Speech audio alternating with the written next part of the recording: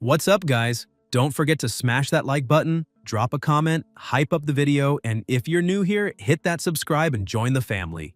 The story begins 3,000 years ago when demonic beasts paid tribute to the end of the dragon clan. They called him the demon god. The demon god, driven by immense ambition, was deliberately destroyed. Leading a massive army of demonic beasts to devastate the human world, his heart was filled with greed, wishing to shroud every corner of the world in endless darkness.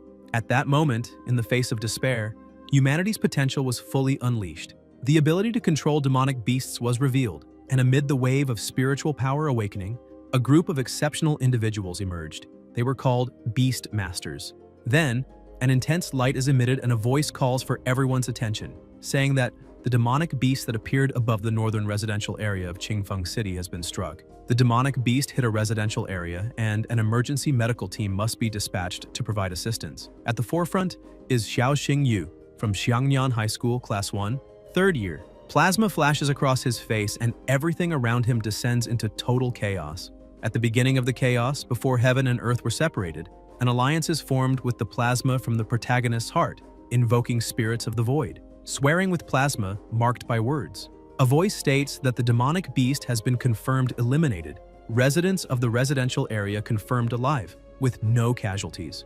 Beside him is Su Ruyan, Dean of the Azure Dragon Academy, who apologizes for causing unnecessary trouble. In the event of damage to houses, the Azure Dragon Academy will handle the aftermath and provide compensation. The protagonist takes the card and Su says that peace will be restored again, while Xing wonders whether she is a beast master. He thinks that in this era, everyone wants to become a beast tamer and that he also wants to be a beast master, but he does not even have the money to buy a pet. If he cannot take the National Beastmaster exam and become a beastmaster, he will not be able to protect anyone, until, out of nowhere, an animal jumps into his lap and stares at him. The dog starts licking him and Yu asks whether it did not follow the dragon.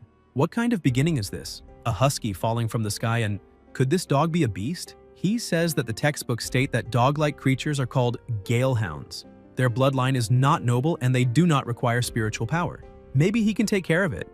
That would be great, because with a beast, he could also become a beastmaster. The protagonist thinks that there are only 3 days left until the National Beast Tamer exam, and that he probably will not make it.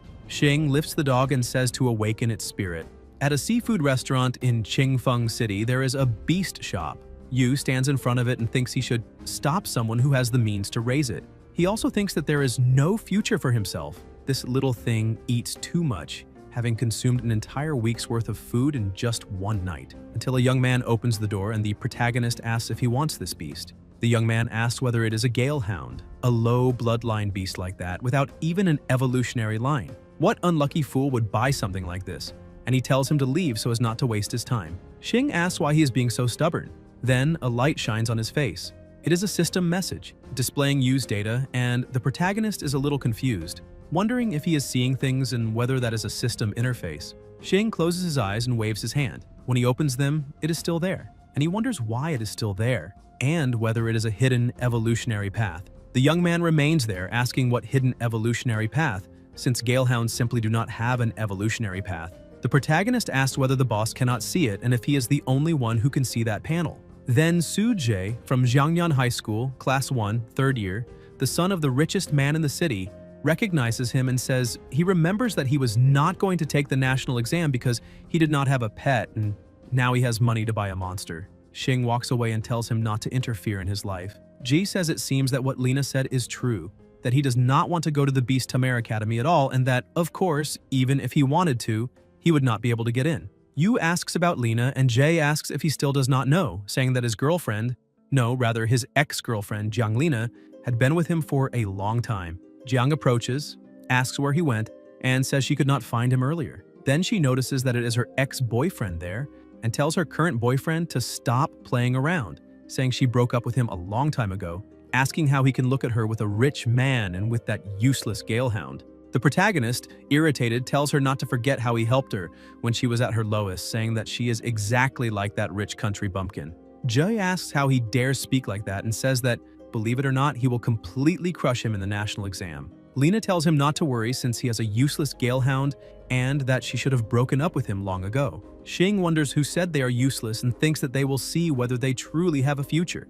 3 days later, at Zealand Square, a voice announces that the Unified National Higher Level Beastmaster exam is about to begin at the Qingfeng City examination area and that candidates should enter. The assessment officially begins. The protagonist approaches.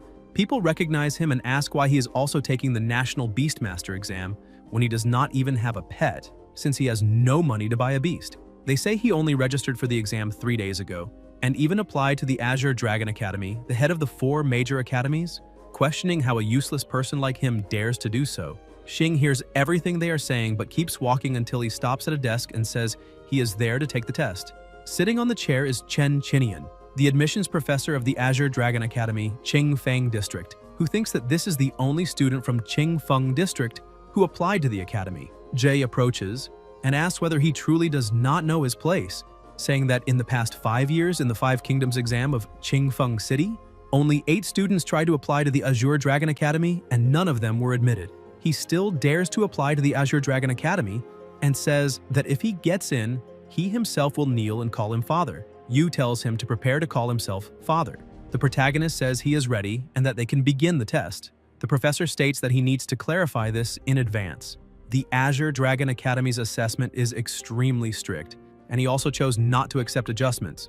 Therefore, if he fails, he will not be able to apply to any other Beastmaster Academy. Xing says he understands and that they can start. Chen announces that the first test is the spiritual power value. Yu places his hand on the stone and the professor says that his spiritual power value is 316. Jay starts laughing and says that he thought he was someone special, but he did not even reach the minimum threshold for the Azure Dragon Academy. Chen thinks that he believed a good opportunity had appeared and calls for the next candidate, until a voice says to look because the spiritual power value has changed and is still rising. It surpasses 800, and people say it is unbelievable, asking whether the spiritual power tester is broken, until the spiritual power stops at the number 1028, and the protagonist withdraws his hand. The professor wonders what kind of monster this is. The spiritual power value is directly related to a beastmaster's future potential to contract beasts. For every 100 points of spiritual power, he will have the capacity to form a contract with one beast in the future, and 1028 points of spiritual power mean that Xing has the potential to become, at the very least, a 10-star beastmaster in the future. A 10-star beastmaster, of which only a few have appeared in the Dragon Country in recent decades. The professor thinks that it seems the Dragon Country is about to gain another genius, and says that his spiritual power value is 1028, recalling that that genius girl Ye had a spiritual value of only 1030 a year ago, and people comment that they did not expect him to be so strong, only 2 points less than Ye. Ji asks what is so impressive about that and says that the Azure Dragon Academy's evaluation has 2 parts. Lena states that he will definitely not pass the next test, the Beast Bloodline Quality Test. Chen says that they will now proceed to the second test until someone calls him and whispers in his ear that just now there was a small problem with the spiritual power tester, and that this student's real score is 1032. The professor thinks that this is 2 points higher than that girl Ye, and in a low voice Chen says that the issue with the spiritual power tester should not be disclosed externally for the time being. Then the professor announces that the second test is the Beast Bloodline Quality Test and that the candidate must summon a beast. The protagonist summons his beast and says that it is his turn to shine. A powerful aura is released, and everyone looks on in shock until they notice that it is a dog. People ask whether this is not a creature with the weakest bloodline and who still contracts a galehound as a pet nowadays. The professor puts a hand on his head and thinks that, in addition to spiritual power, the quality of a beast's bloodline is also a crucial factor that limits the future development of a beast tamer. Clearly, the quality of Xing's beast bloodline is very low, and he says that, unfortunately, his beast, until people shout for everyone to look quickly because this is not a galehound. The animal grows larger and more powerful. Chen steps closer to the beast to check the data and wonders if this is the second stage of evolution. The professor smiles, thinking that he really is an incredible guy, and then announces that the assessment has been passed and that he is welcome to the Azure Dragon Academy. Zhe walks away thinking he cannot believe that he actually passed and that he needs to hurry, until a voice asks where he is going and whether he is not going to greet his father. Zhe tells him not to be so arrogant and asks what he can do if he does not call him that. Xing gives an order to his beast. Zhe looks on in shock as the wolf forces him to kneel. Yu asks if he can speak now. Zhe, filled with rage, calls him father. The protagonist walks away and says that he does not have a son like him, telling him to get lost. Lena says that, in fact, over the past 2.5 years, her feelings for him have been very deep and asks whether there is any possibility that the two of them. Xing keeps walking and says he does not look back.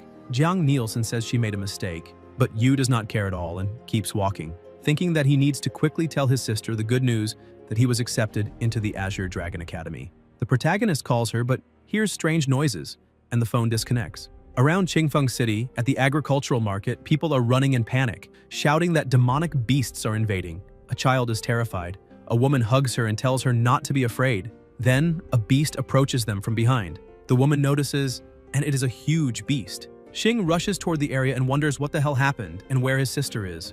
Meanwhile, the beast is about to attack the woman.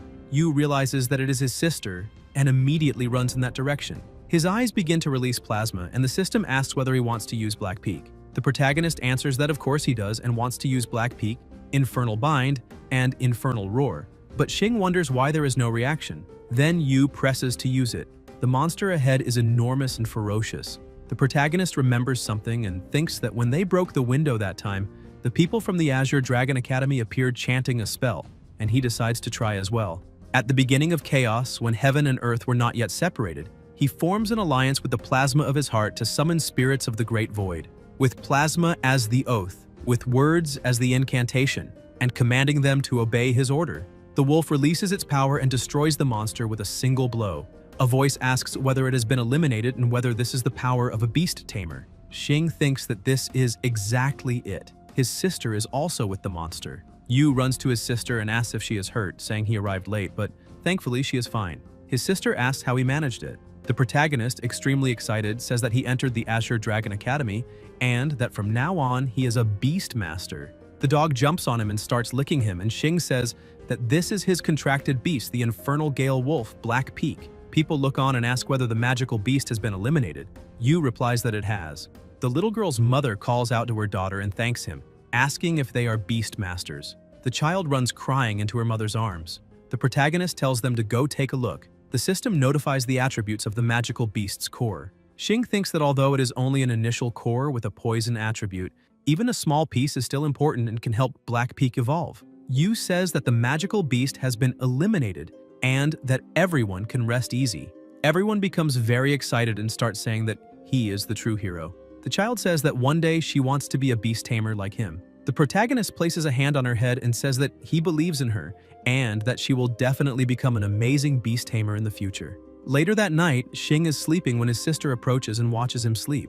Her eyes begin to shine when she looks at a crystal on his back. Then she goes into another room of the house and says on the phone that the seal of the dragon mark is still there, that the seal of the Dragon King's essence has not loosened even a little. She asks why her brother is still able to contract a beast and whether that makes any sense. The voice on the phone replies that it seems this is the design of fate and that they should keep an eye on him for now. The sister says she understands and that she will keep an eye on him. At Qingfeng City's railway station, the protagonist, together with his sister, is standing with a suitcase when two elderly people tell him to take this basket of salted duck eggs, which he has always loved, explaining that these few hundred yuan were collected by everyone as a gesture of gratitude. The subway comes to a stop, and Xing tells them not to see him off, saying that he will come back to visit during the holidays. They board the subway. A few hours later, a voice asks passengers to pay attention, informing them that there are magical creatures ahead along the railway and that the carriage may experience shaking, but that the train has already passed the dangerous section and is operating normally. Yu comments that it is a good thing they made it through and that they will soon arrive in Longyan, while his sister says that classes will start soon, so he should study hard. Suddenly, the subway begins to shake violently and people ask what is happening. A voice asks for attention, saying that there is a group of three-eyed giant monkeys ahead, a type of community magical beast, and that they must protect lives and belongings. People panic and ask why there are still magical creatures, whether it was not said that they had already passed the dangerous area, questioning what they are supposed to do now and whether no one is going to act. The monkeys smash through the ceiling.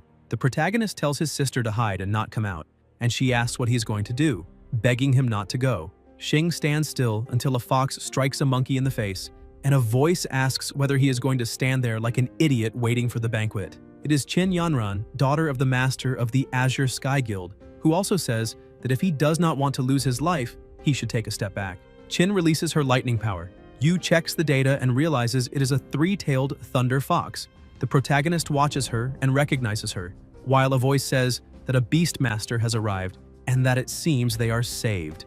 Xing wonders if they really are saved and tells everyone to evacuate this carriage immediately, thinking that three-eyed giant monkeys are community magical beasts and that there could not be only one. Yu orders Black Peak to assist that Beastmaster. Qin continues defeating the monkeys and asks why there are so many magical creatures. Two monkeys are about to attack her from behind, so the protagonist orders his beast to advance, and the monkeys are bound by chains. Yanran says she did not expect him to also be a Beastmaster and thanks him for saving her. Xing says it is nothing, and that in a situation like this, he believes any Beastmaster would intervene. However, regarding her contracted beast, the system notifies that the beast state is suppressed, dispirited, and apathetic. The diagnostic analysis indicates post-traumatic stress disorder, and the treatment method is to crush the anima flower and steep it in boiling water. Xing asks whether lately her beast becomes agitated during battles, but turns apathetic afterward, and whether it often shows tendencies towards self-harm. Qin asks how he knew, and Yu replies that it is suffering from post-traumatic stress disorder, saying that he saw this case in the Animal Disease Guide and that the three-tailed thunder fox is the species most prone to contracting this condition, while thinking to himself whether he really cannot just say that he can see information about the beast she contracted. Qin says she knew it and that it is no wonder her beast has not been smiling much lately, so it really is sick, and declares that from now on, he is her little brother. From a distance, the protagonist's sister watches the two getting along so well and does not like it at all. She walks over and says that he is not anyone's little brother, only her younger brother. Yanran looks at her, hugs him, and asks if that is really the case. The sister pulls him away and Qin again says that from now on, he is her little brother. The two start arguing over whose brother he is. At the central square of the Azure Dragon Academy, a voice welcomes the new students. It is Lin Kang, Dean of Academic Affairs of the Academy, and beside him is Wang Dongsheng, the vice principal. They ask everyone to patiently wait for the principal. The protagonist thinks that after saying goodbye to Sister Qin, he finally managed to enroll safely without any major scares. A lion with a terrifying aura lets out a loud roar, shocking everyone, who say it is a violet flame lion, and standing atop it is Su Ruyan. The lion stops moving and Su jumps down to the ground. Lin asks her to say a few words to the new students. Xing wonders if she is not the woman who defeated the shadow demonic dragon before and thinks that he cannot believe she is the dean of the Azure Dragon Academy. Ryan congratulates everyone on being admitted to the Azure Dragon Academy, but says she would like to remind them of something. Whether they come from prominent families or humble backgrounds, at the Azure Dragon Academy, everyone must obey the rules, especially the 8th school rule. She asks whether they have heard of the school rules and explains that rule number 8 states that if conflicts arise between students, regardless of who is right or wrong, they must be resolved through a duel in the arena, and the losing party must apologize to the winner. The protagonist thinks that Rule 8 of the school regulations may seem unreasonable, but that this is the only way to prevent privileged children from abusing their power and bullying the weak, allowing ordinary students to also find justice through their fists. 2 hours later, a boy asks if he is Yu and if they are in the same class, that monster whose spiritual power is almost equivalent to Sister Yez. The teacher tells everyone to sit down quickly, saying that class is about to begin.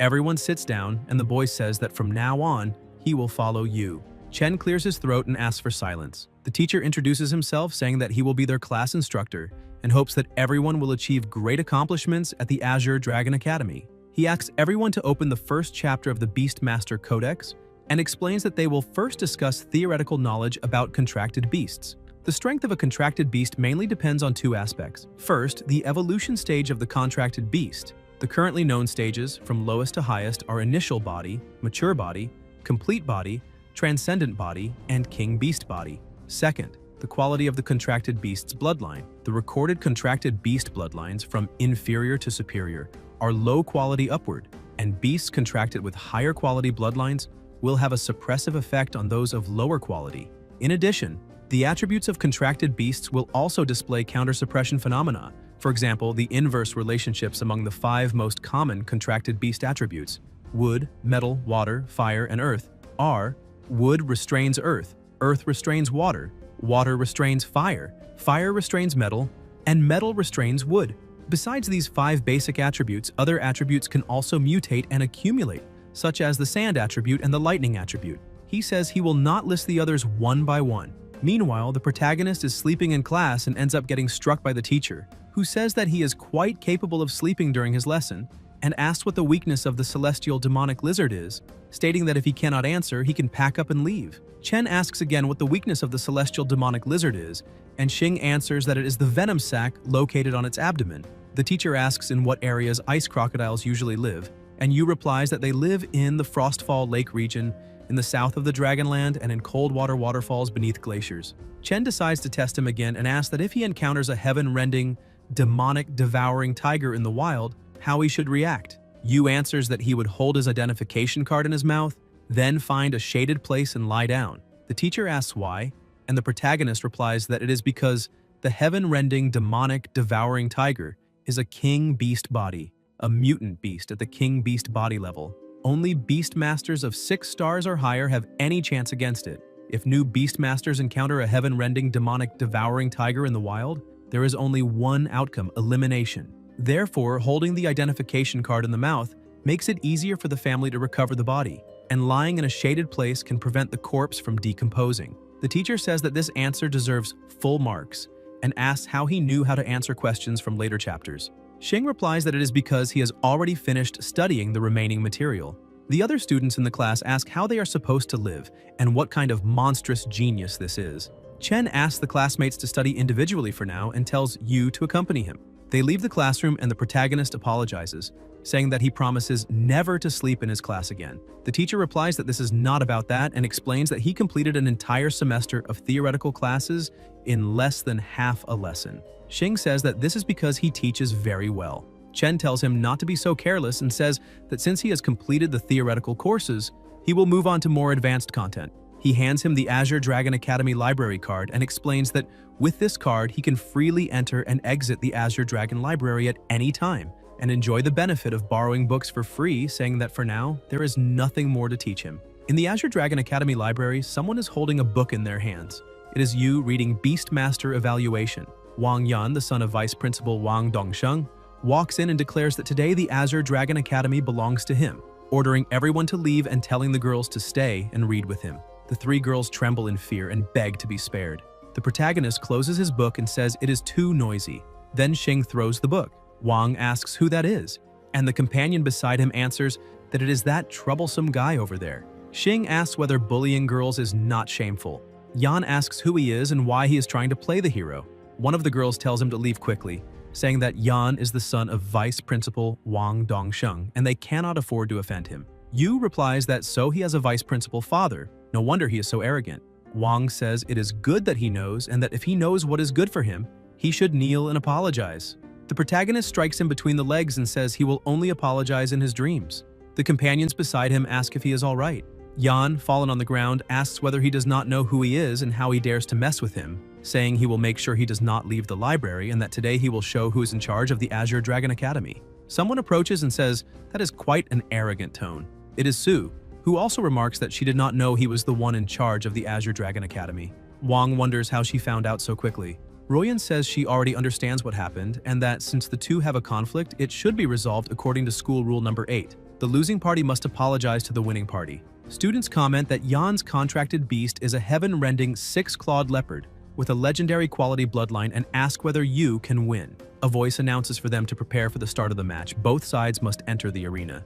The protagonist asks if that is really so and says that then he will wait for the apology. The match officially begins, the leopard is summoned, and the system notifies its attributes. Xing thinks it is even a dual attribute contracted beast and says it is time to make a statement. Blackfang is also summoned, releasing an absurd aura. People look on and say that in terms of appearance, the heaven-rending 6-clawed leopard has completely lost. In the VIP seats, Sue wonders why she has never seen Yu's contracted beast before, an evolved version of the Stormhound, and how Yu managed that. Wang orders his beast.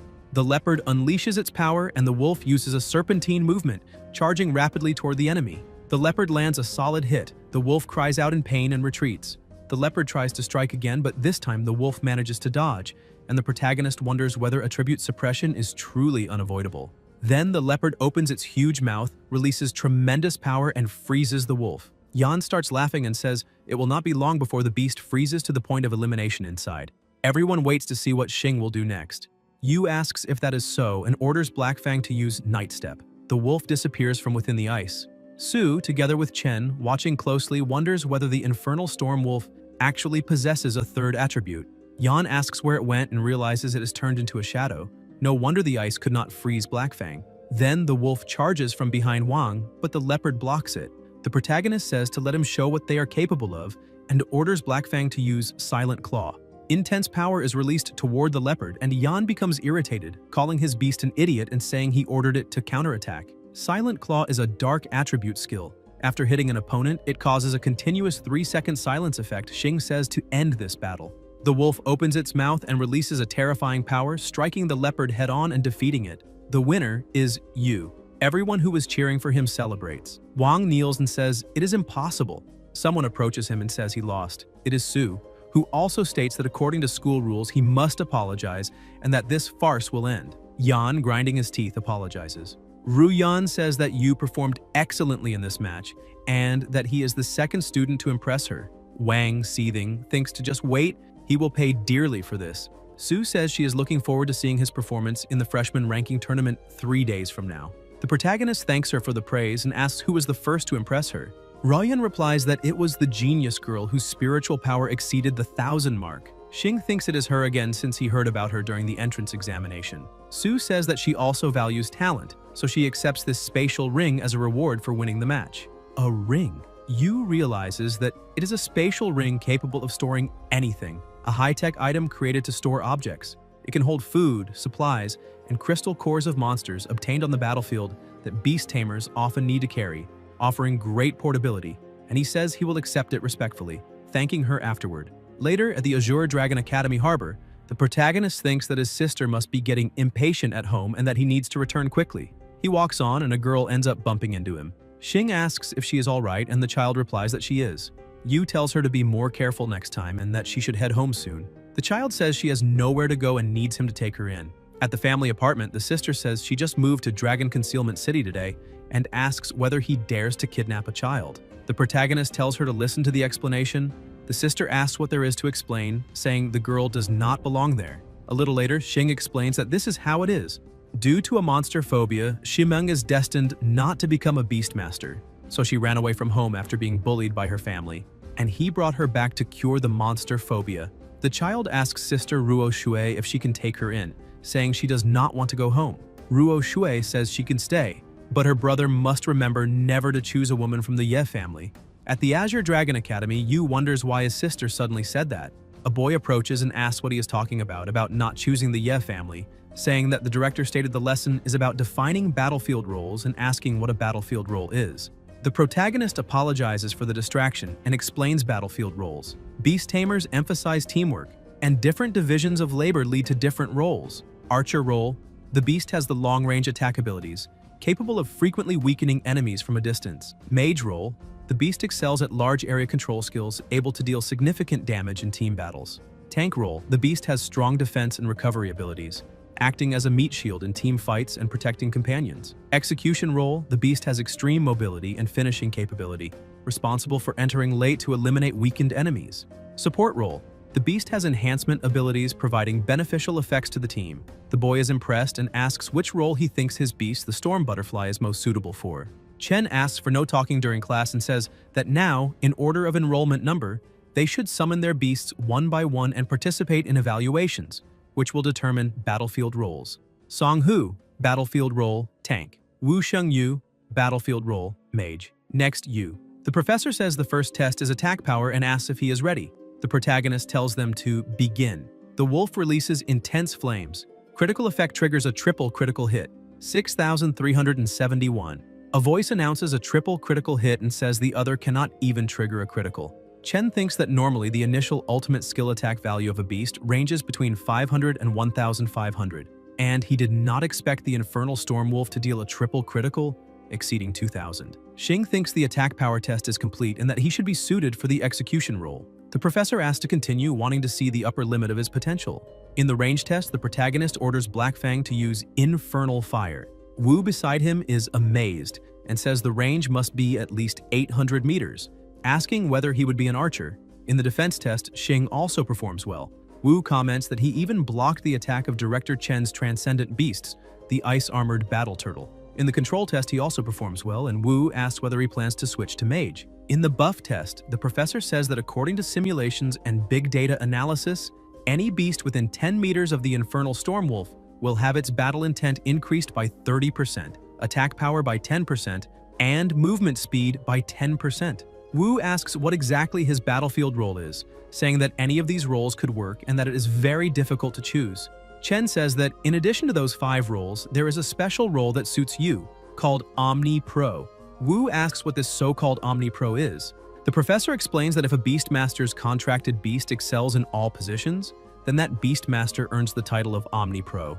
Clearly, Yu is the only Omni Pro in the class. The protagonist smiles excitedly, and the students ask how he manages to be so incredible. Xing replies that it is not exactly like that. Chen tells him not to get too excited yet. Although Omni Pros are uncommon, they are not entirely unheard of. The data for this year's freshmen are not yet complete, but for now they only know that Yu from their class is an Omni Pro. The second-year Omni Pros are Ye and Han. The third-year ones are Murong Qingyang and Li Xuancheng, and he tells them to keep up the good work. On the street, the protagonist walks along thinking that classes are over and that he will buy some Beastmaster nutritional supplements to prepare for the freshman ranking tournament. Someone steps in front of him and asks where he thinks he is going. Xing asks who they are. The young man asks if he does not even know the Black Tiger Guild and says that he is asking for trouble. Wang asks why the guild leader is wasting time with him and orders them to break one of his legs to see if he will still be so arrogant. The guild leader says that he dared to provoke the young master and that he is very unlucky.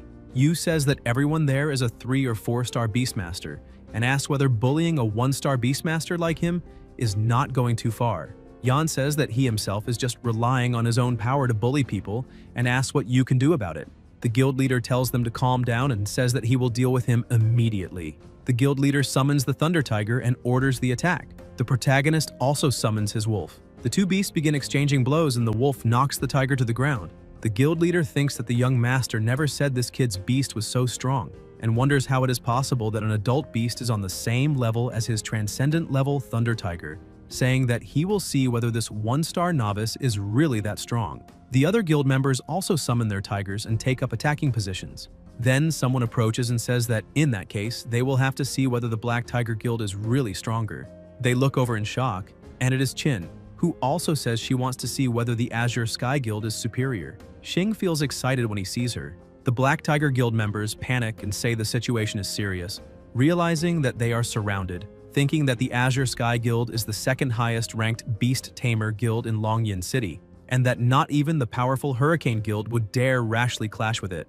They ask what brought her there. Qin says that if she had not happened to pass by, she would never have imagined what the guild leader planned to do to her dear little brother. The guild leader asks if she is not an only child. Yanran replies that he is her sworn younger brother, and that anyone who bullies him is turning against her herself and against the Azure Sky Guild. The guild leader, frightened, says that this was all a misunderstanding and that it was all the doing of that boy who hired them to harass her brother. Wang, trembling, says that he had no intention of attacking him. Qin says that she knows how to handle this. The guild leader orders his men to beat up Yan. At the Azure Sky Guild, Yanran asks how he ran into those people. The protagonist replies that he went out to buy Beastmaster nutrients, and who would have thought he would be so unlucky? Qin asks about Beastmaster nutrients and says that he should have come to her, since the Azure Sky Guild handles all of that.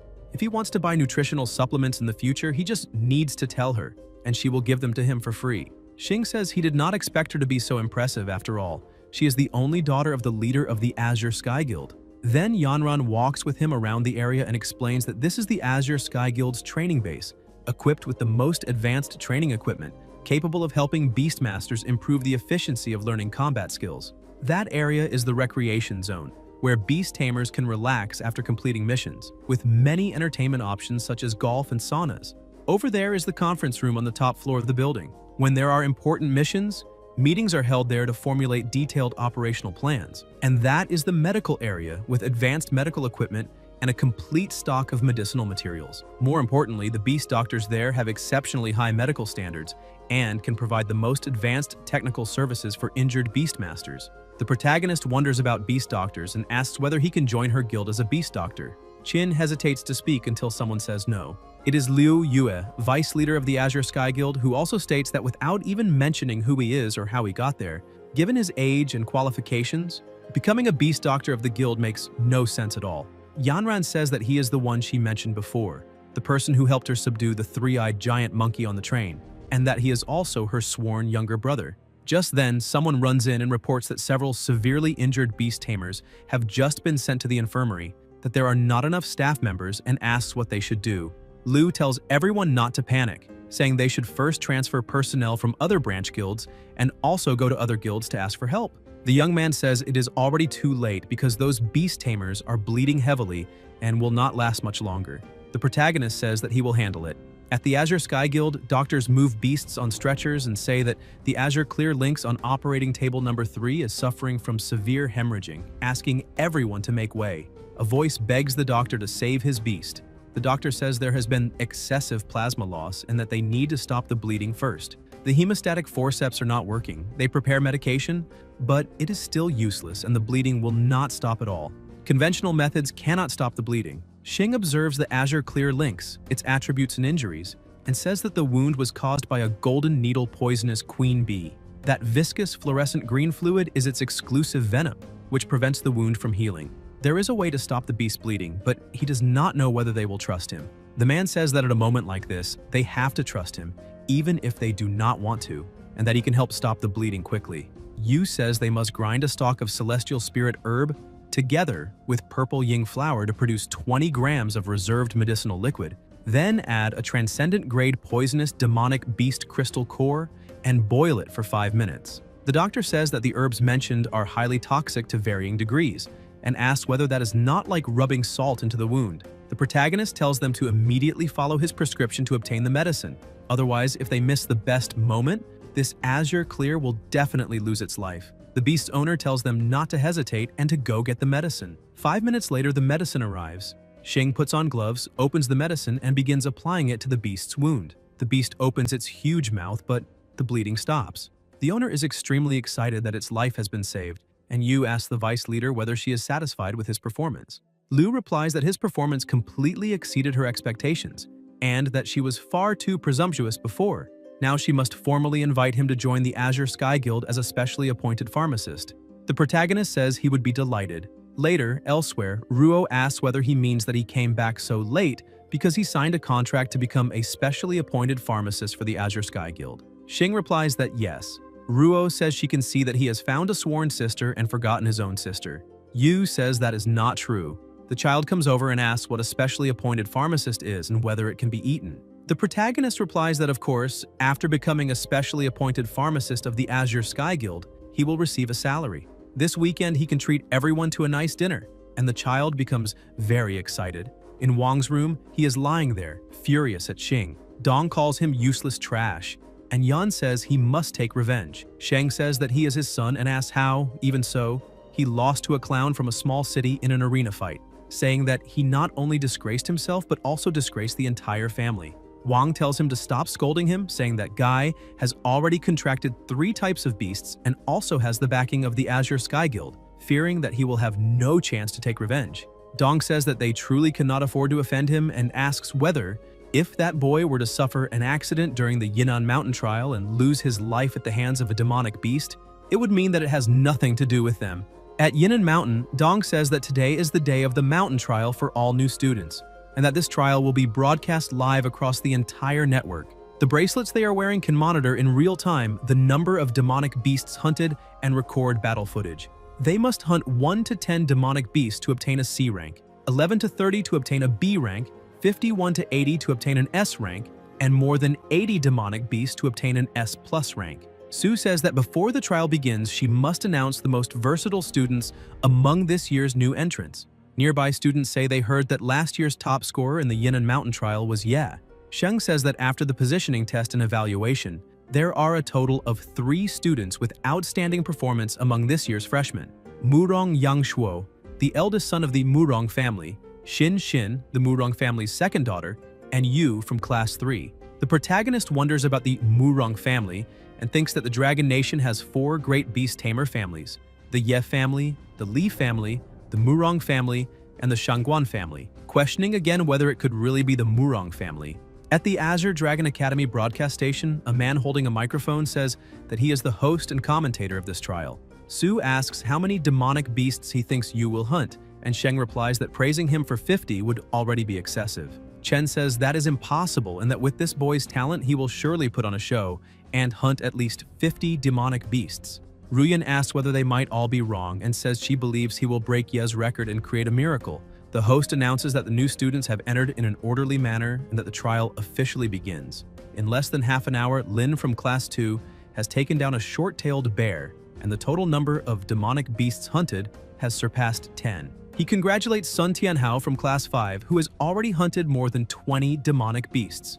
Most astonishing of all, with only 1 hour into the trial, Murong from Class 1 has already hunted 43 demonic beasts.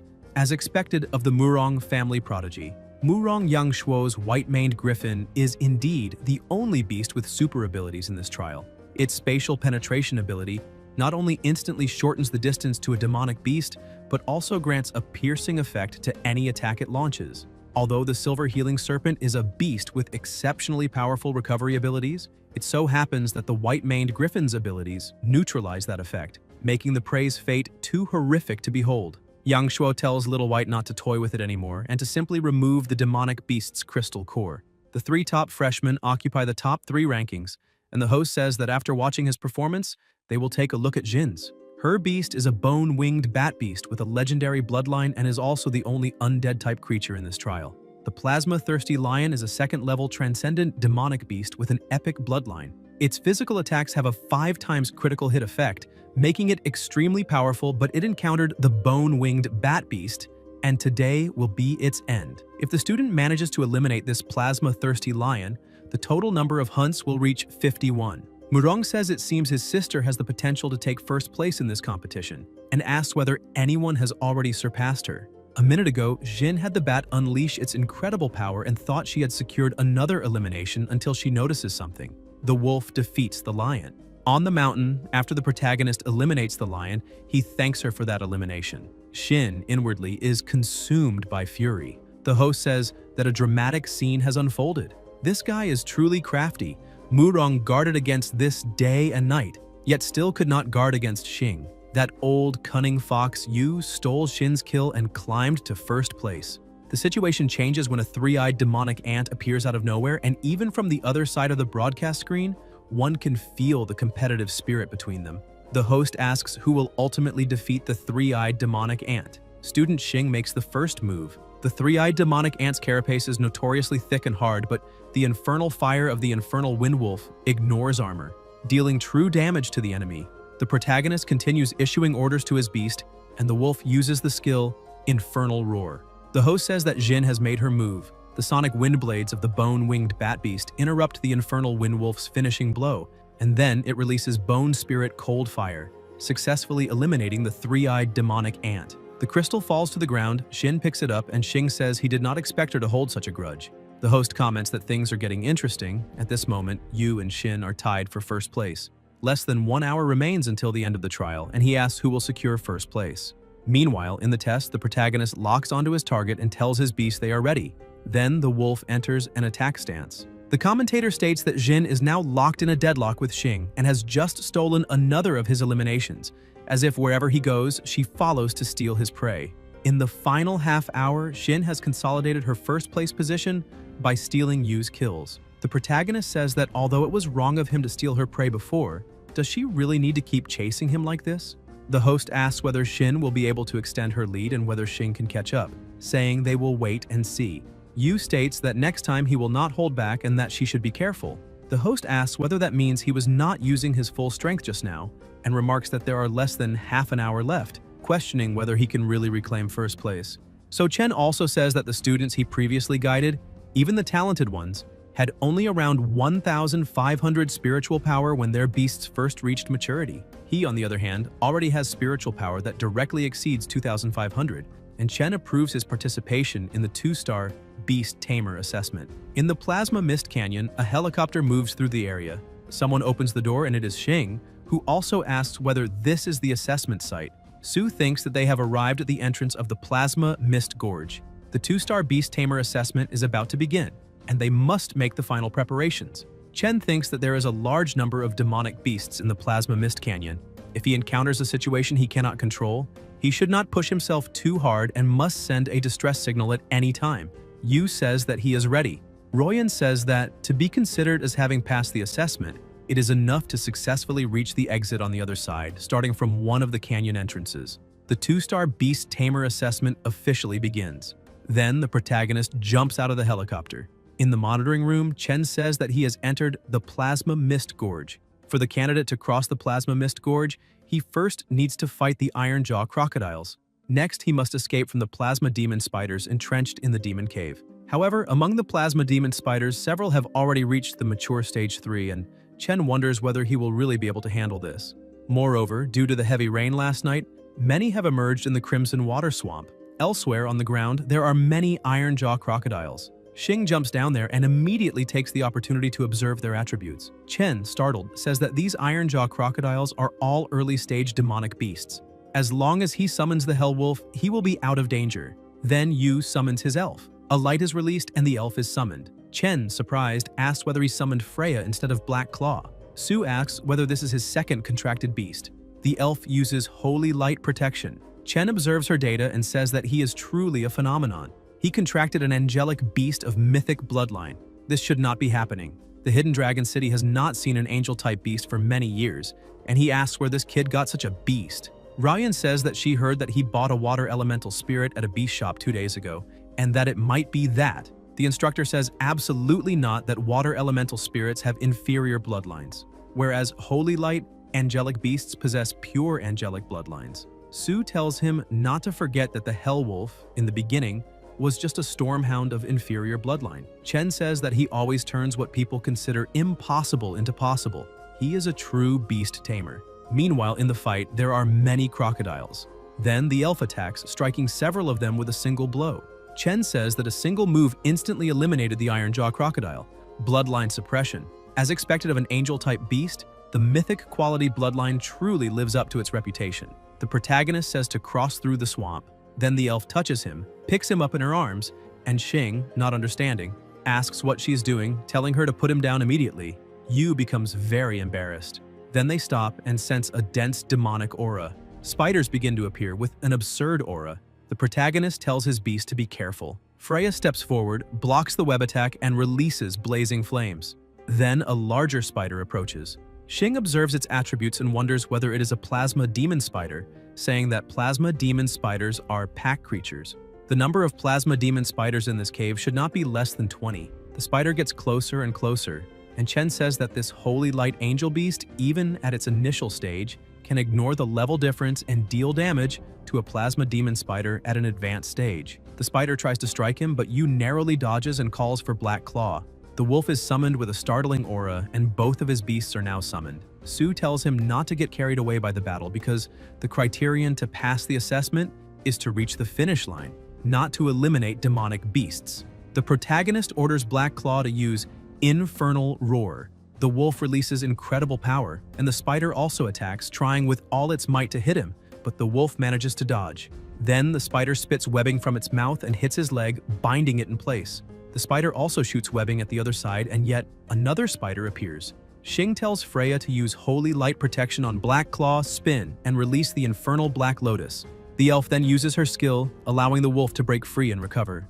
Black Claw begins to unleash incredible power and starts slaughtering the spiders. Yu asks whether there are 25 plasma demon spiders and if that is all. Suddenly, rocks begin to fall and the area starts to shake. The protagonist senses a terrifying aura, realizing it is the Spider Chief, the aura of a demonic beast in full form. Chen tells him to retreat immediately. The heavy rain from last night caused a plasma demon spider to evolve, and he cannot win. Xing asks about withdrawing and what about the assessment. Chen replies that they can redo the assessment next time, that he just needs to maintain his level and will certainly pass. Yu asks about retaking the test another day and says that would be a huge waste of time. In his 2-star assessment, if gods block him, he will kill gods.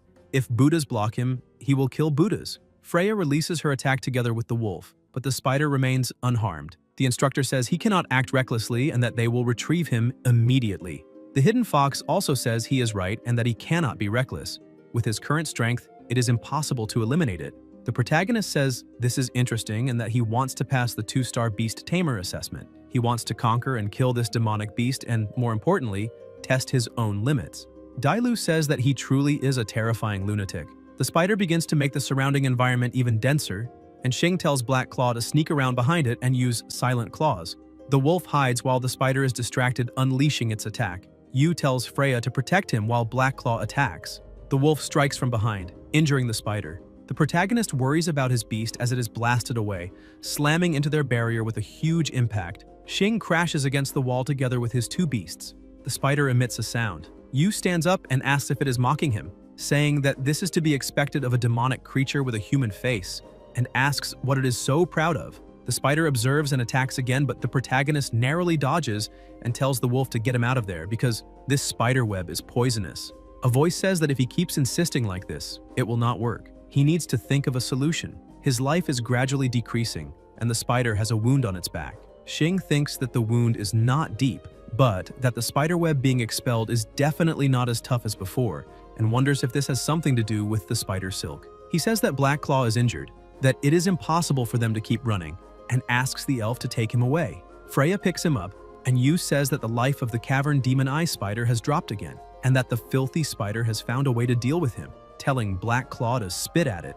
The wolf spits, hitting the spider on the forehead. The spider then begins to attack. The protagonist orders Black Claw to use shadow stealth and counterattack at random. Sure enough, the cavern demon eye spider is exhausting its own vital plasma by releasing webbing, and when the last strand of silk in its body is depleted, it will be like a candle in the wind. There is no need to risk his life fighting it. He only needs to irritate it however he wants. The spider keeps swinging its head from side to side as it watches Black Claw move rapidly until the wolf leaps toward it. The spider releases its web and ends up trapping the wolf's foot again.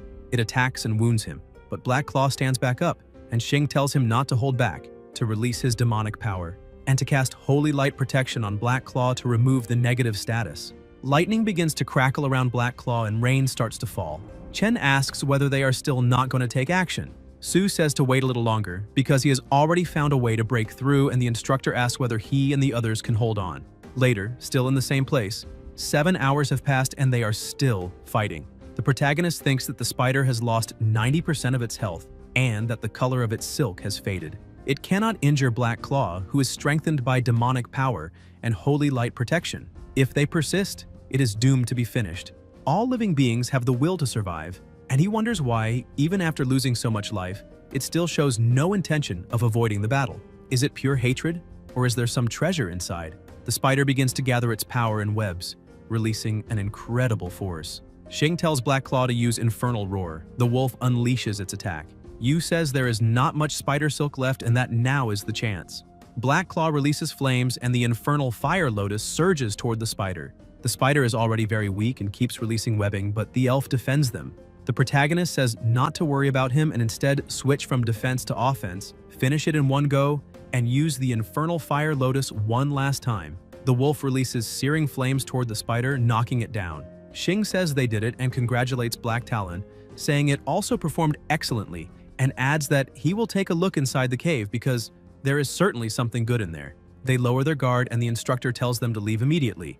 Yu says he has already defeated the cavern demon spider, and Chen replies that even if the cavern demon eye spider has been finished, there is still a chance it can move for a while. Yu looks back and asks what he said. Then the spider lying on the ground suddenly stands up and attacks. The protagonist realizes that the only exit is blocked by it and tells them to hide in the beast space. The elf stares at the spider and rapidly rushes toward it, releasing her power and striking it head-on. Freya keeps chasing and attacking until a tremendous explosion occurs. Xing, shocked, asks if she just learned a new skill on her own and says she is incredible. Then Yu notices something shining and says he found it, asking whether this is what the cavern demon spider was desperately guarding, and whether they know what kind of seed this is. It is the precursor of the celestial soul vine beast, a plant-type beast with an ancestral bloodline. The protagonist asks whether this is most likely of phantom god quality, and says that such a powerful bloodline must be extremely difficult to cultivate, asking whether they know how to cultivate this seed. The fox says that naturally they do, reminding them that the cultivation conditions are quite complex. Apparently, it needs to be watered with foxtail grass dew, firefly magical nectar, and fertilized with divine beast dung. Xing asks whether this seed is harder to raise than a spoiled rich girl, and says that it is at least an emperor-level beast, the kind that would make the Dragon Kingdom's empress grind her teeth in hatred. A big shot like her should know many beast gods. The fox asks whether he wants her to bend down and pick up the dung. Yu replies that he does not and wants her to ask. Dailu says that asking is also out of the question. Inside the helicopter, the instructor asks whether he is alright, and the protagonist replies that he is. 2 weeks later in Four Spirit City, Xing is sitting in the stands and says that, as expected of a major national-level competition, it is truly exciting. Murong approaches and says he arrived so early. Yu greets him with good morning and says his sister looks prettier. Murong spits out what he was drinking and gets very irritated, asking what he just called his sister. The protagonist replies that he gave her a nickname. Yang asks about writing, and when he wrote his sister's name, saying that calling her that is a vulgar nickname, and that if he does not beat him up today, he will not be himself. Xin tells him to sit down. Xing asks how she has been lately and how the progress of her beast's enhancement is.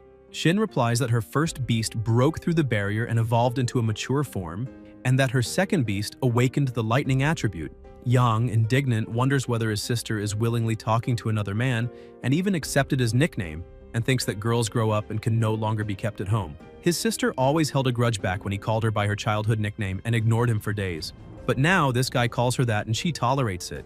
He says that this world is too crazy, that the mouse has become the cat's bridesmaid, that his sister has found the ideal man, and that her elbow is turning outward. Yu asks what her brother is rambling about, and Xin tells him not to mind him. The protagonist asks who today's opponent is. Xin replies that she does not know yet because the draw results have not been announced. Someone approaches and says that the results have already been released. It is Su, who also says that the first opponent is the White Tiger Academy and that, no matter what, they must completely defeat them in today's individual matches, crushing them thoroughly. Someone approaches and asks why she is so worked up, and whether she is really that afraid of losing to the White Tiger Academy. Ryan asks why she is not returning to the reserved seats and instead coming to the Azure Dragon Academy's territory, and whether there are not reports on her phone. The principal asks whether she is not there to see the ace of this generation, saying that she heard he can fight fully evolved beasts and simultaneously control beasts with both infernal and angelic attributes, just like that man. Su becomes irritated and says that seeing it live is the best option. She admits that he has a bit of talent, but that he is just another Ye, and asks whether, just because he gained a small advantage, she really thinks that student is that strong. The protagonist thinks that it is said that Ju and Su have been fierce rivals since elementary school. Regardless of academic performance or family background, they always try to outdo each other. Chen says that the Empress is arriving. Ju tells them to wait a moment, that she will soon make her academy pack up and leave, and Ruyan says she will go take a look, asking the students to follow to the stage to greet the Empress. The roof opens, the mist disperses, and someone approaches. People say that the Empress has arrived, the most beautiful and powerful of the Dragon Kingdom. This is Shangguan Lan, Empress of the Dragon Kingdom. She approaches. Xing observes and thinks that this is the most powerful beast tamer of the Dragon Kingdom. The aura is truly terrifying. The Empress lands on the ground and everyone bows before her. Yu is shocked to see that she bears 11-star emblems, an Empress Beast Tamer, above all 10-star Beast Tamers. The gap between himself and her is probably not just a few stars. Beside her is a dragon. The protagonist observes its attributes and thinks that, as expected, the gap is enormous, beyond the detection range of the demon God Eye. Xing wonders how the fox received orders from the Empress to be hunted and still survived, and thinks that she is not unhappy to have met him, because without him, she would have already lost her life around 800 times. Dailu says that, although what he says is harsh, she can only accept it. Su thinks that the 7-colored sacred Qilin should not be Shangguan Lan's only beast. The fox says that of course not, she has even more powerful beasts under her command. Energy begins to stir around the Empress, and the protagonist, surprised, wonders if this is dragon power and whether she has pure plasma dragons under her command. Pure plasma dragons have not been seen for hundreds of years. The fox replies that she does not know, and Xing thinks that, according to historical records, only pure plasma dragons, pure plasma phoenixes, and pure plasma Silens possess creator-grade bloodlines. In terms of strength, dragons are the strongest, followed by phoenixes and then Kylans. And he wonders why it is the dragons that are being targeted for elimination. If pure plasma dragons are truly extinct, where did this woman contract a dragon? Xing thinks that the dragon's tear is one of the 3 great treasures of the dragon clan, and that, indeed, the war to eliminate dragons was not so simple. The Empress says to begin the competition. Yang says that it does not matter if he loses the individual match. If he cannot win, there are still the other 2. Su says that, according to the draw results, he is up first. Yu says he guarantees the first victory. The announcer says that, on the right, the first competitor from White Tiger Academy is Lin Tianqi, son of Lin Xiang, master of the Sword Tiger Guild. In today's first match, representing Azure Dragon Academy on the left, the base genius, Yu. The protagonist summons his wolf. Shin asks whether the red sand python with sand attribute is not a natural counter to Black Claw's fire attribute. Yang replies that, in same-level battles, elemental affinity is even more important than bloodline suppression, and that he is in trouble this round. The commentator then announces the red sand python's desert burial and sand blade tornado. Xing orders Black Claw to use infernal roar. The wolf releases its power, plasma spraying everywhere. Lin says that with elemental suppression, he is doomed to lose. If he surrenders now, he can. Yu says that today's weather is a bit humid. There is no need to worry, the battle has just begun. That was just a warm-up. And now he only needs 2 moves. Lin asks about 2 moves. The protagonist orders Black Claw to use Infernal Roar toward the sky. The wolf unleashes the skill upward. A voice asks whether he's trying to melt the sand and says that the infernal wolf's flames are not hot enough. The Empress smiles and says no. Her subordinate asks what he is trying to do. Shangguan Lan replies that he is trying to make use of the 7-colored, auspicious clouds he brought. Lin wonders what exactly he is trying to do, and whether it is rain. The python begins to act strangely and Lin tells it to stop immediately. Xing says it is already too late. He has lost his chance. Lin realizes that the sand is completely soaked. The red sand python buried within it can no longer use sand cyclones or quicksand burial. Then the wolf leaps forward, releasing flames and causing a massive explosion. The snake is burned alive, and an extremely loud sound rings out. The commentator says that he succeeded and turned the tables with just 2 moves, and that this artificial rain is truly incredible. The Empress says that his timing is precise and his mind is quite sharp. The subordinate reports that his background has been checked and no issues were found. Shangguan Lan says that, in that case, the first invitation letter to this year's Emperor Soul Training Camp should be given to him. The subordinate asks whether the first invitation is really going to that commoner, then says she understands. Yang says it was a beautiful move, ending the battle so easily and quickly. Shin says it was indeed a beautiful move as well. Su shouts that it was an outstanding performance and that she will definitely reward him when they return. The protagonist tells her not to forget about it when they do. The fox says she smells foxtail grass. Xing wonders whether foxtail grass is not found on the western frontier and whether Four Spirit City also has it. Jin asks whether he is not going to watch the next match. Yu replies that his individual match is over and there is nothing else to do, so he is going to the restroom. Shin says that she is up next. Yang asks whether he is flirting with his sister. The protagonist tells her to go ahead, that she will definitely win, and that he will silently support her behind the scenes. He apologizes but says he really has something to take care of and does not have time to watch the match right now. Shin says that after the match he must keep her company. Xing agrees, and the announcer declares that in the second match, Shin of Azure Dragon Academy, daughter of General Murong, will face Zhou of White Tiger Academy, son of the Lord of Huangyan City. In Four Spirit City, on Yueding Street, the place is full of people chatting and praising Zhou, and Yu wonders whether they are all there to welcome an army. At the front stands an elderly man together with a war rhinoceros, and the protagonist tells Dailu to look, thinking that he is an 8-star beast tamer and a beast emperor, with loyalty exceeding 100. How many life and death trials or final executions has he gone through? The fox says she knows, that they belong to the War Beast clan and love fighting, and that their 9-tailed fox clan has some grudges against them. With the surname Zhou, the only one who could be called City Lord is Zhou, stationed west of the 4 major cities on the Dragon Kingdom's border. Xing asks whether that is not the father of Zhou Ye, the one competing against Shin. Dailu says that foxtail grass grows in the ancient ice fields of the west, where a large number of demonic beasts reside, and since he is stationed in the west, he naturally has foxtail grass. Xing says she makes it sound so easy and asks whether she wants him to steal from an 8-star beast tamer. Then the protagonist notices something and wonders whether the limp in his gait could indicate illness, and observes that the rhinoceros has parasites in its ears and eyes. Xing approaches and says that his beast seems to be sick, and that there is a way to cure it. The old man asks whether his beast is sick, what makes him say that, and wonders whether, judging by his clothes, he is a beast tamer from Azure Dragon Academy, and about the same age as his son. How could he possibly know medicine? Yu says that he is a special pharmacist hired by the Sky Guild, and asks whether the beast often becomes lethargic and develops red spots all over its body, even skin ulcers whenever it rains. The old man is shocked and wonders whether he is absolutely right, saying that he returned this time precisely to treat his beast, but that with all due respect he still cannot trust him. He asks why it is sick and whether this matches what other renowned doctors have said. The protagonist says it is simple. Then Xing plucks a small creature from the rhinoceros's body and tells him to look carefully, saying that this is the cause of the illness, shaman cancer. The old man praises his incredible insight.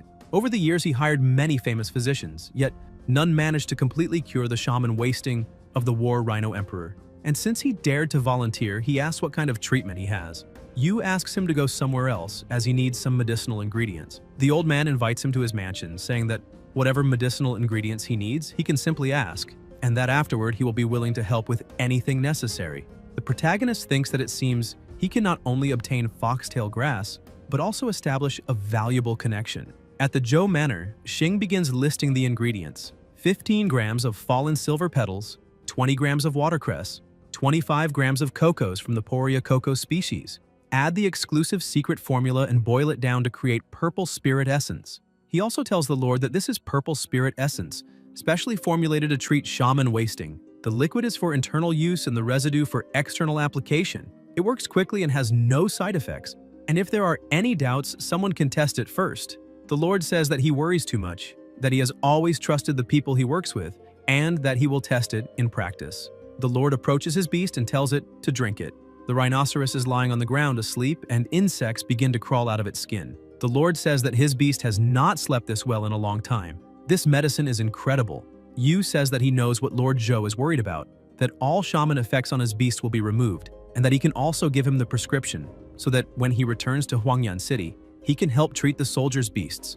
The Lord thanks him and asks about the reward. The Lord asks whether foxtail grass is not an extremely valuable medicinal herb, and says that although demonic firefly flowers are difficult to obtain, it is not impossible. The protagonist says that he needs foxtail grass and also demonic firefly flowers, and that will be enough. The Lord asks him to stay for dinner tonight, saying they had a pleasant conversation and should have a drink. Xing says he slipped away quietly because by now his son should already have finished fighting his teammates. The Lord says that Qinglong and Baihu, the principals of the two academies, have been at odds for a long time, and that he has even heard about it. They will go together, and he himself also needs to pay his respects to Her Majesty. Later, in the battle, the announcer says that the competition is fierce. The duel between the two has already lasted a full hour, and there is still no winner. Yu, surprised, asks whether they are still fighting. The two stand facing each other. Zhou says that she is clearly at a disadvantage and asks why she persists with such stubbornness, saying she seems distracted from the start and asking what she is actually looking at. Xin wonders why her teammate has not returned yet, because if he knew she lost, she would be very embarrassed, and she needs to win so he can see it. The protagonist calls out to her and asks why she is still persisting, and whether her spiritual power will hold out. Xing notices that even her beast is not in good condition. Its spiritual energy is on the verge of exhaustion, which is not good news but not bad for either side, and that he can check the attributes of both beasts. This is her first beast. It seems she has already sent out her trump card. This girl's competitive personality is actually quite cute. Yu observes the two beasts and thinks it is no wonder the fight has lasted so long. The two attack together, loud noises erupt until Zhou's beast stops moving. The bird continues advancing and attacks them, and people begin to say that it was a tacky match and ask who can tell the copy from the original. The protagonist thinks that he can still tell. Xin thinks she can only gamble one more time. Xing coughs and keeps coughing heavily. Xin looks back and wonders what he is doing and whether this is a hint. She observes the opposing beasts and realizes they are tired, then seizes the opportunity and orders her bird to attack. The opposing beast is struck head-on. Zhou asks how this could happen and says that she must have just gotten lucky, ordering the blue wolf with evil eyes to transform into clones. But immediately afterward, the bird attacks with ice, defeating the enemy. The announcer says that the result is decided. The winner of this match is Jin, and the individual score of Qinglong Academy is 2-0. Her teammates cheer. Xin hugs Yu and thanks him. The protagonist replies that it is nothing, just a small detail. Yang, indignant, asks what she is doing and what he did to his little sister. Xing replies that it is nothing serious.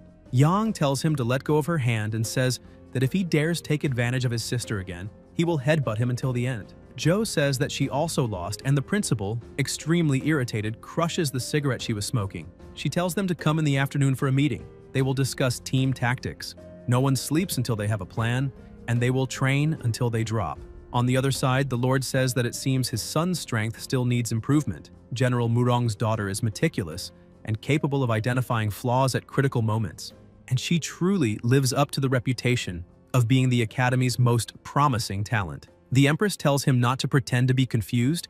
He only managed to figure it out because of a hint, and the one who gave that hint was the divine doctor he praised. The Lord kneels and asks her not to blame them, but to give them another chance. Shang stands up and says that the two of them performed extremely well, and that she will invite them to the Emperor's Soul training camp. After that, on the other side, the protagonist says he is planning a barbecue tonight and asks if he can recommend a good place to eat. Yang tells him to get lost and asks who he is calling brother. A subordinate approaches holding a letter and says that their performance in the arena earned Her Majesty's approval, and that these are invitations to the Emperor's Soul training camp, which they must keep safe. Xing takes the letter, and Yang says that the Emperor's Soul training camp was created specifically by Her Majesty for new students from the 4 major academies, and that Her Majesty herself will personally act as their mentor. Yu asks what the Emperor's Soul training camp is.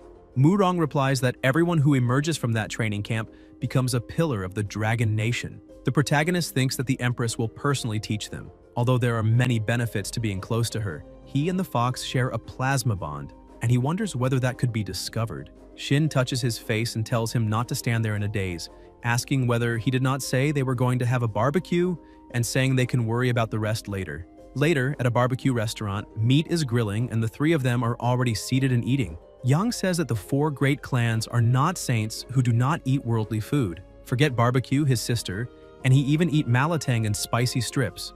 Yu says that he and his sister are from the 4 great clans and asks whether they really accept street food.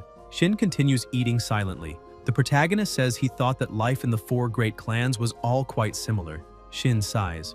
Xing asks what is wrong, and Shin replies that nothing is wrong. She's just a little upset seeing her older brother. Yu asks whether it is her period and says that he is a doctor and can examine her injury. Yang, furious, says he will eliminate him, and the protagonist tells him to calm down and that he will punish himself with 3 drinks. Yang asks drink what, saying that if the alcohol is as weak as pure water, what kind of punishment is that? Xing asks the waiter for the strongest drink. The waiter brings a crate of liquor. Yu suggests a drinking competition. If Yang cannot beat him in drinking today, he will take Yang's surname. Later, still in the same place, Yang vomits heavily. The protagonist asks if he is alright and whether he can still drink. Yang replies that he can still drink and warns him that after he gets married, he had better treat his sister well. Xing says that her brother is drunk and that he has really acknowledged him as his brother-in-law. Shin says that if her brother is there today, it is not that fun, and asks whether he could accompany her another day. Yu asks whether the team competition is tomorrow and the day after. Yang says no, and that he will go too.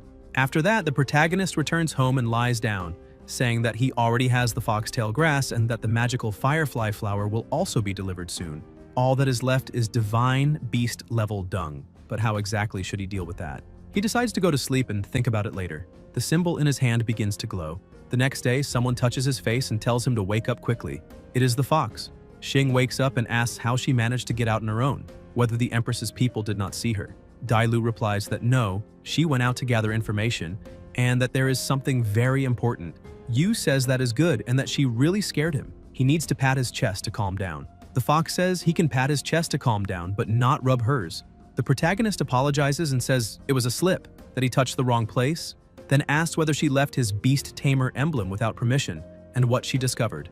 Dailu replies that Admiral Mo Kong-chi of the Dragon Nation Navy, from what she knows of the Dragon Nation, will certainly carry out an execution on the night of the full moon, 3 days from now. Xing asks about Murong Jin, whether it is not Liu Jin and their father, and what this has to do with her. The fox replies that the Medusa and she know each other. She is her friend and a divine-level beast. Yu says that it was to be expected that the Dragon Nation's naval admiral could subdue a divine-level beast and asks whether she is really planning to save her. Dailu says that she holds secrets about the Dragon Nation Empress's involvement in the Dragon Extermination War. The protagonist says he will not go. Even if they eliminate him, even if they call him a master, the answer is no. This is the underground fortress of the Navy headquarters. Thousands of high-level beast tamers patrol the prison.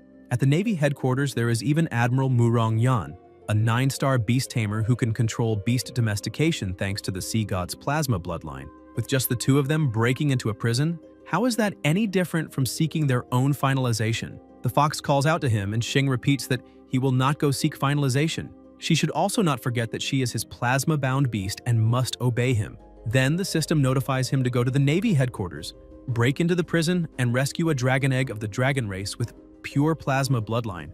with punishment for failure to rescue. Yu says that if he reveals his identity, his sister will also be implicated. It seems he has no choice but to take on this mission. Looking on the bright side, if he manages to complete the mission, not only will he receive a reward, but he will also have the chance to form a contract with his divine beast Medusa. The Medusa's droppings can also provide nutrients for the celestial soul vine beast. He will take the risk. She is his beast and also his family. He wants to help her unconditionally and decides that he will go with her to break out of prison and rescue the Medusa. The fox thanks him and more notifications arrive, saying that her loyalty has increased. Then the protagonist picks up his phone and says that it really is 3 days from now, asking why they chose that date. Dailu replies that because the divine race bloodline is special, to obtain a complete beast core, the serpent's head must be severed on the night of the full moon. On the other hand, if it is finalized on any other day, the beast core will be incomplete. Xing says that a 2-star beast tamer breaking into the heavily guarded Navy headquarters is so improbable that it is not even worth mentioning. For now, he needs to return to his beast tamer emblem and prepare for the coming days, and the fox says she is counting on him. Elsewhere, amid flames and lava, Yu says that the water of this lake looks like fresh plasma, disgusting to look at, and asks why they chose this place. They say that during the Dragon War, a gigantic dragon fell into the fallen dragon lake, staining it with plasma and causing the water to remain like blazing magma. But this is only a rumor. After all, there is no concrete evidence. He says that this team battle is far too exciting and that if they lose a layer of skin, he wants to see what is in the lake. A light shines from within the water. There is a bone beneath the surface. The protagonist observes and wonders if it is a dragon bone, thinking that if a contracted beast absorbs it, it would be like evolving, and wonders again how they would take it out. Shin tells them to pay attention. Many people across the country are watching the live broadcast. Murong says that he has been spacing out since they arrived and that the competition is about to truly begin. A voice welcomes them to the team battle of this year's Supernova competition. The cameraman is filming.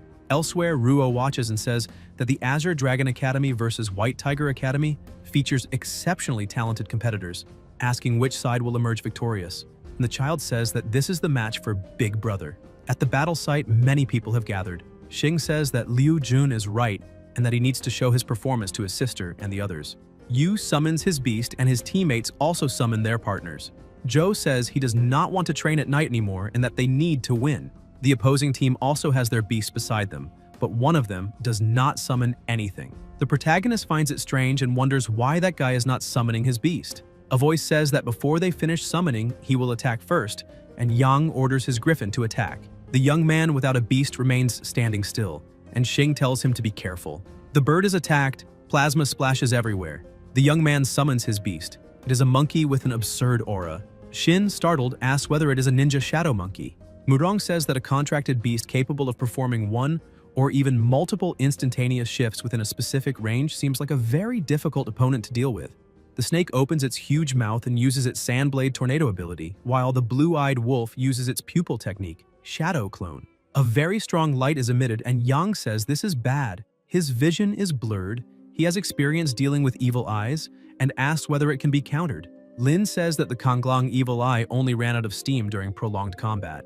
Now, with the sandstorm affecting his vision, he cannot distinguish the true body. Black Claw is struck, and the protagonist tells him to stay calm and push through the sandstorm. The wolf charges forward through the light. The monkey launches its attack, hurling the boomerang and hitting the wolf head-on. Xing tells him to use shadow form. Shin asks if he is alright, and Yu replies that it is fine and that he had already anticipated this situation. Murong says that using concentrated fire tactics against him is far too despicable. Shin says they are focusing on him and that she cannot let them succeed. The griffin uses heavenly lightning to disperse the evil eye's clones.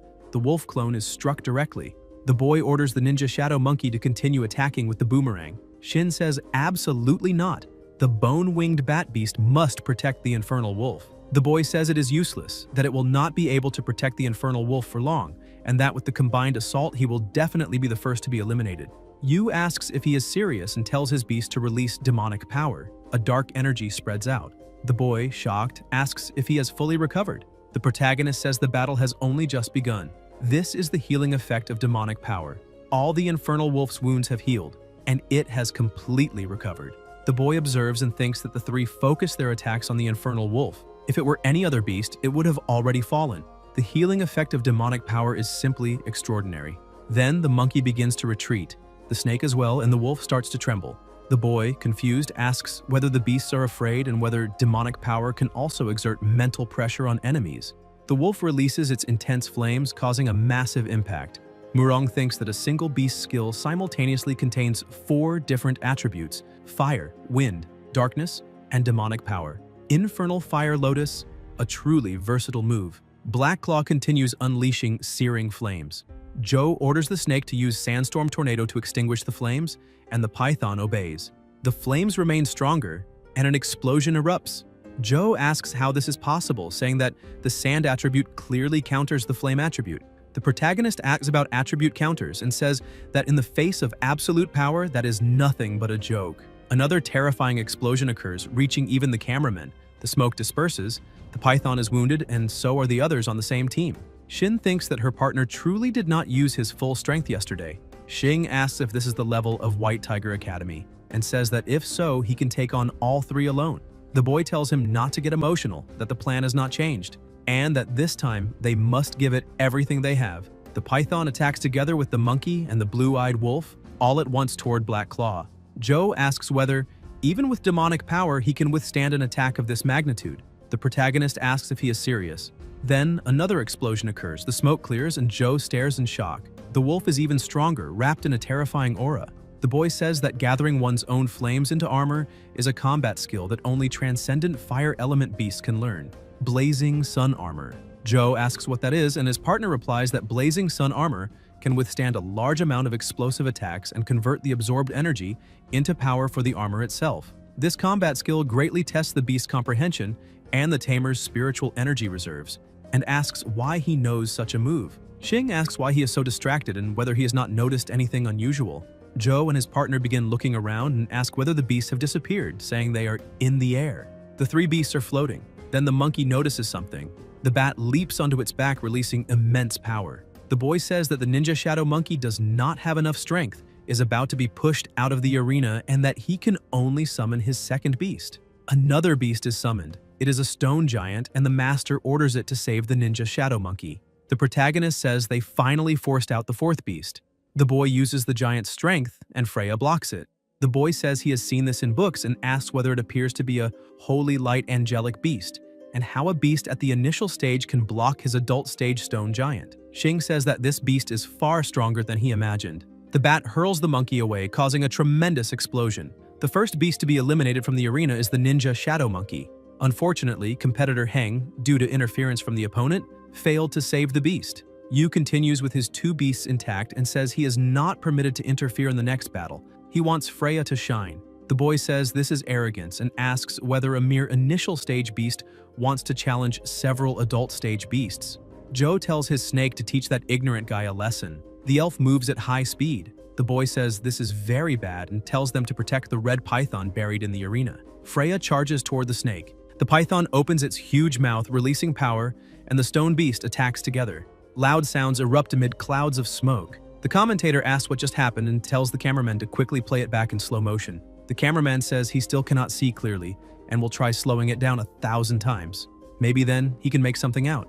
Murong asks what kind of combat skill that is and whether it is a light speed kick. The protagonist says that this combat skill was comprehended by Freya through her own ability and is called Lightning Flash. Lin says that beast has terrifying power. Even the stone giant is struggling and asks what they should do now.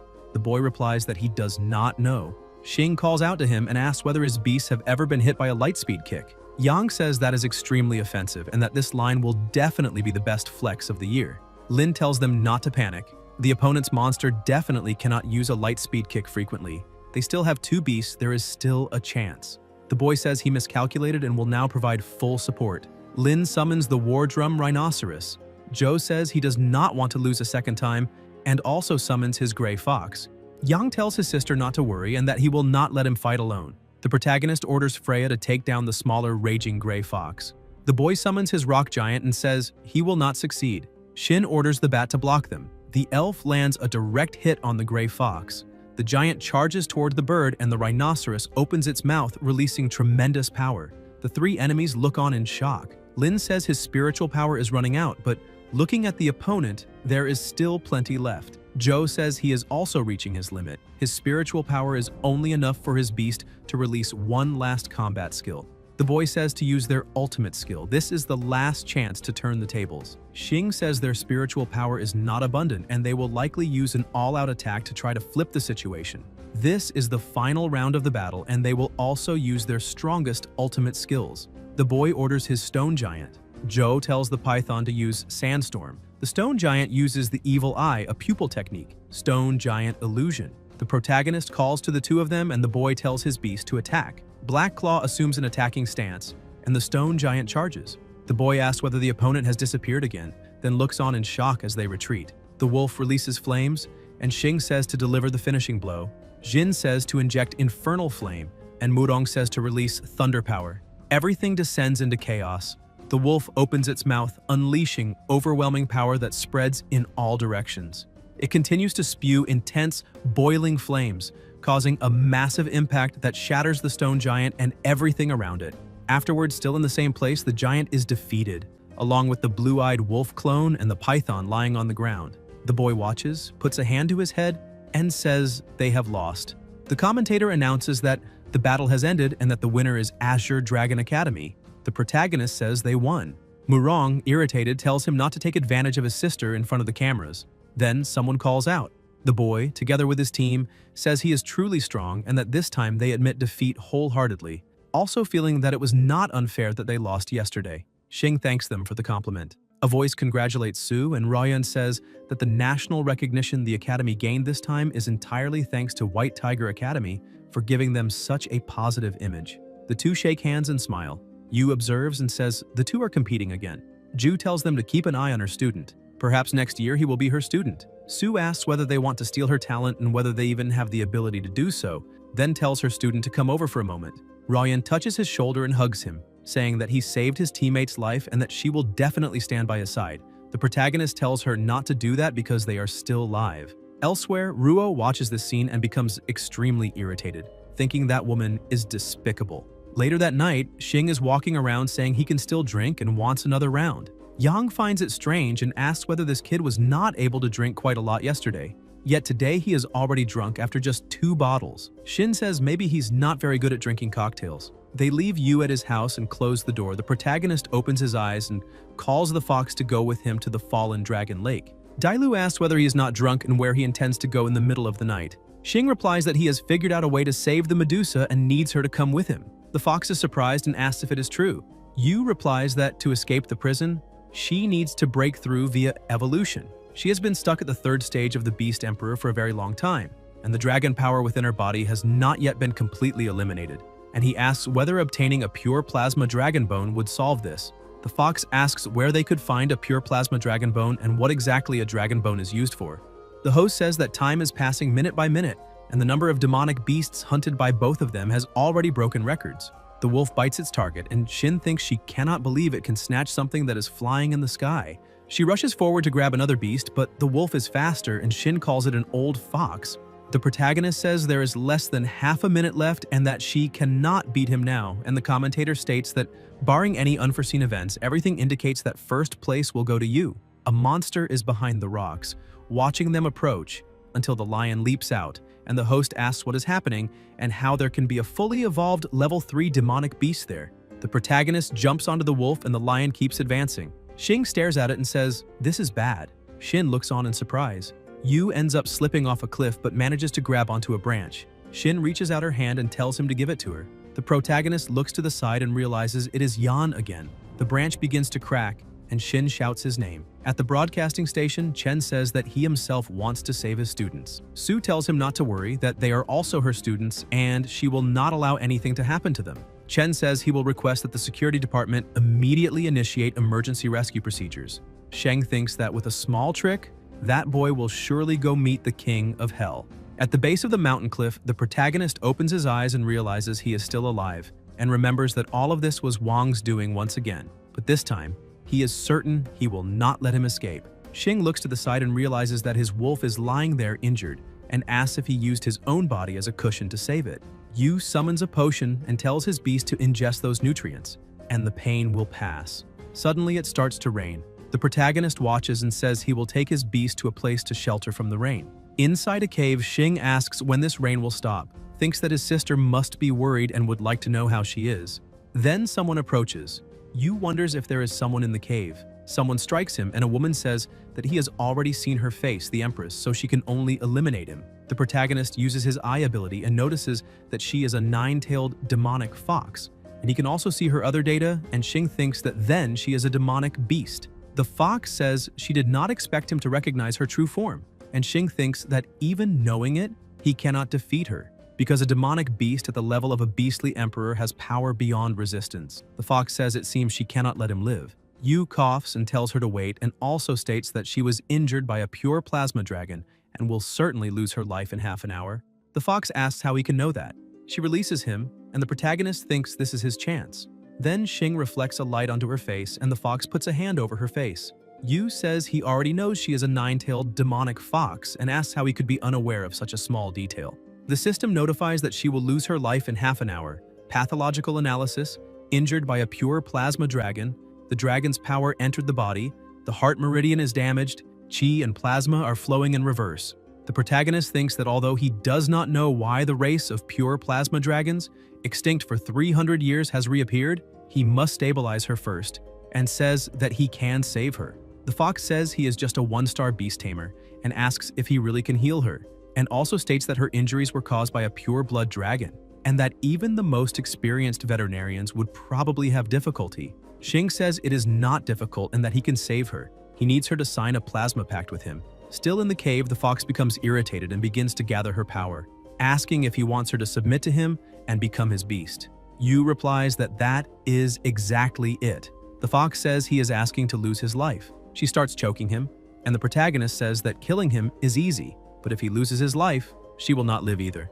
The fox wonders if she really needs to submit to this human until she feels a strange sensation. Xing says that the dragon's power has already deeply invaded her heart meridian, and that if she does not sign the plasma pact with him soon, it will be too late. The fox thinks she has no choice, that she cannot lose her life yet because she has a task her sister gave her. The fox looks at him and says she is willing to make a plasma pact with him. Yu bites his own finger, from which plasma begins to flow, and places it on her forehead, and a very strong light is emitted.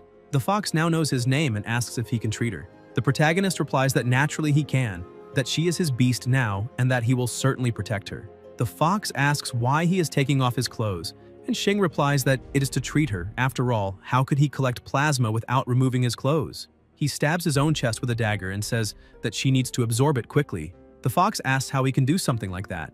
Yu replies that the plasma from his heart can protect her heart meridian. The fox thinks that she no longer cares about anything. Her heart meridian seems to be surrounded by a force, and the protagonist says that the injury is temporarily healed, then asks if he can know her name. The fox replies that her name is Dailu, and since he said he is her master, asks how he knew that the wound was caused by the power of a dragon. Xing thinks that since she has evolved with the extinct dragon race, she is clearly not a simple existence, and that she knows very well what her current situation is.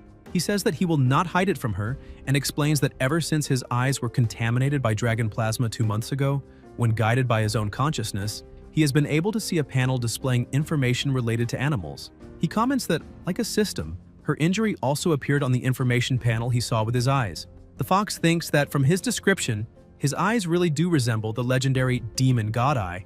According to legend, the demon god eye can see all information about all demonic beasts, and he must be mistaking it for a system, but this is something that only demon gods of the dragon lineage can inherit, and he is clearly just a human. She wonders who he really is. The protagonist asks why she's not speaking.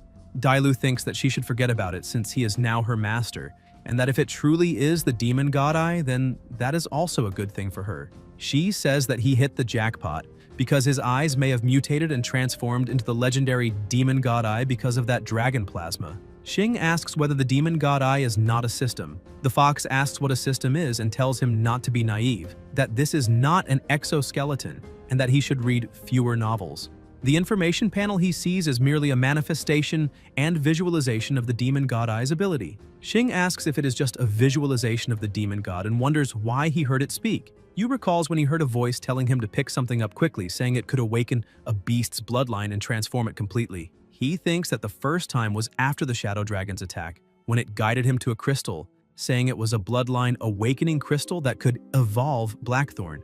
During the subsequent evaluation at the Azure Dragon Academy, he gave the bloodline awakening crystal to Blackthorn. Unexpectedly, it really evolved into an infernal windwolf, and pass the evaluation of the Azure Dragon Academy. As for the next time he heard it, he does not know when it will be. They look ahead and notice a lion waiting for them, roaring and exerting immense pressure. It is a lava lion tiger beast, and the protagonist says that it was this thing that made him fall off the cliff, and that he cannot believe it is still chasing him. The lion charges, Xing falls to the ground, and the lion rushes toward him, but ends up being attacked. Yu is shocked. The fox attacks it and says that even while injured, it is not something that can challenge her. The two clash head-on, causing a powerful impact. The lion leaps over her, and Dailu asks how it dares to disrespect her. The fox exerts tremendous force until she releases an absurd power and burns the lion alive. The protagonist says that they are now safe, but he does not feel very well and ends up passing out.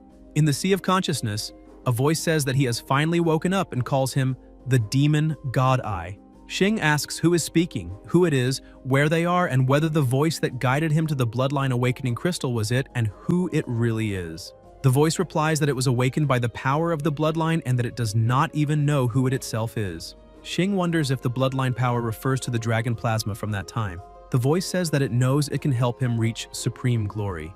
Yu says that this is a joke and asks how someone who does not even know who they are can help him. The voice asks whether he has not already witnessed its abilities. The protagonist thinks that the system panels he had mistaken were, in fact, its work. The dragon says that it can see all information of demonic beings and that, as long as he summons it with his consciousness, it will appear. It also says that by following its instructions, he will certainly become a dragon among men in the future. Xing asks what the purpose of all this is, and the dragon replies that perhaps it is to recover its memories. Yu asks why it is only appearing now, and the dragon replies that only with its growing strength can it communicate stably with his consciousness. The protagonist asks where this place is and how he ended up there. The dragon replies that this is the space of the Sea of Consciousness connected to his own, and that after he fainted, it took the opportunity to see him, adding that it is also time for him to wake up. Xing asks when they will meet again, and the dragon replies that it is always by his side.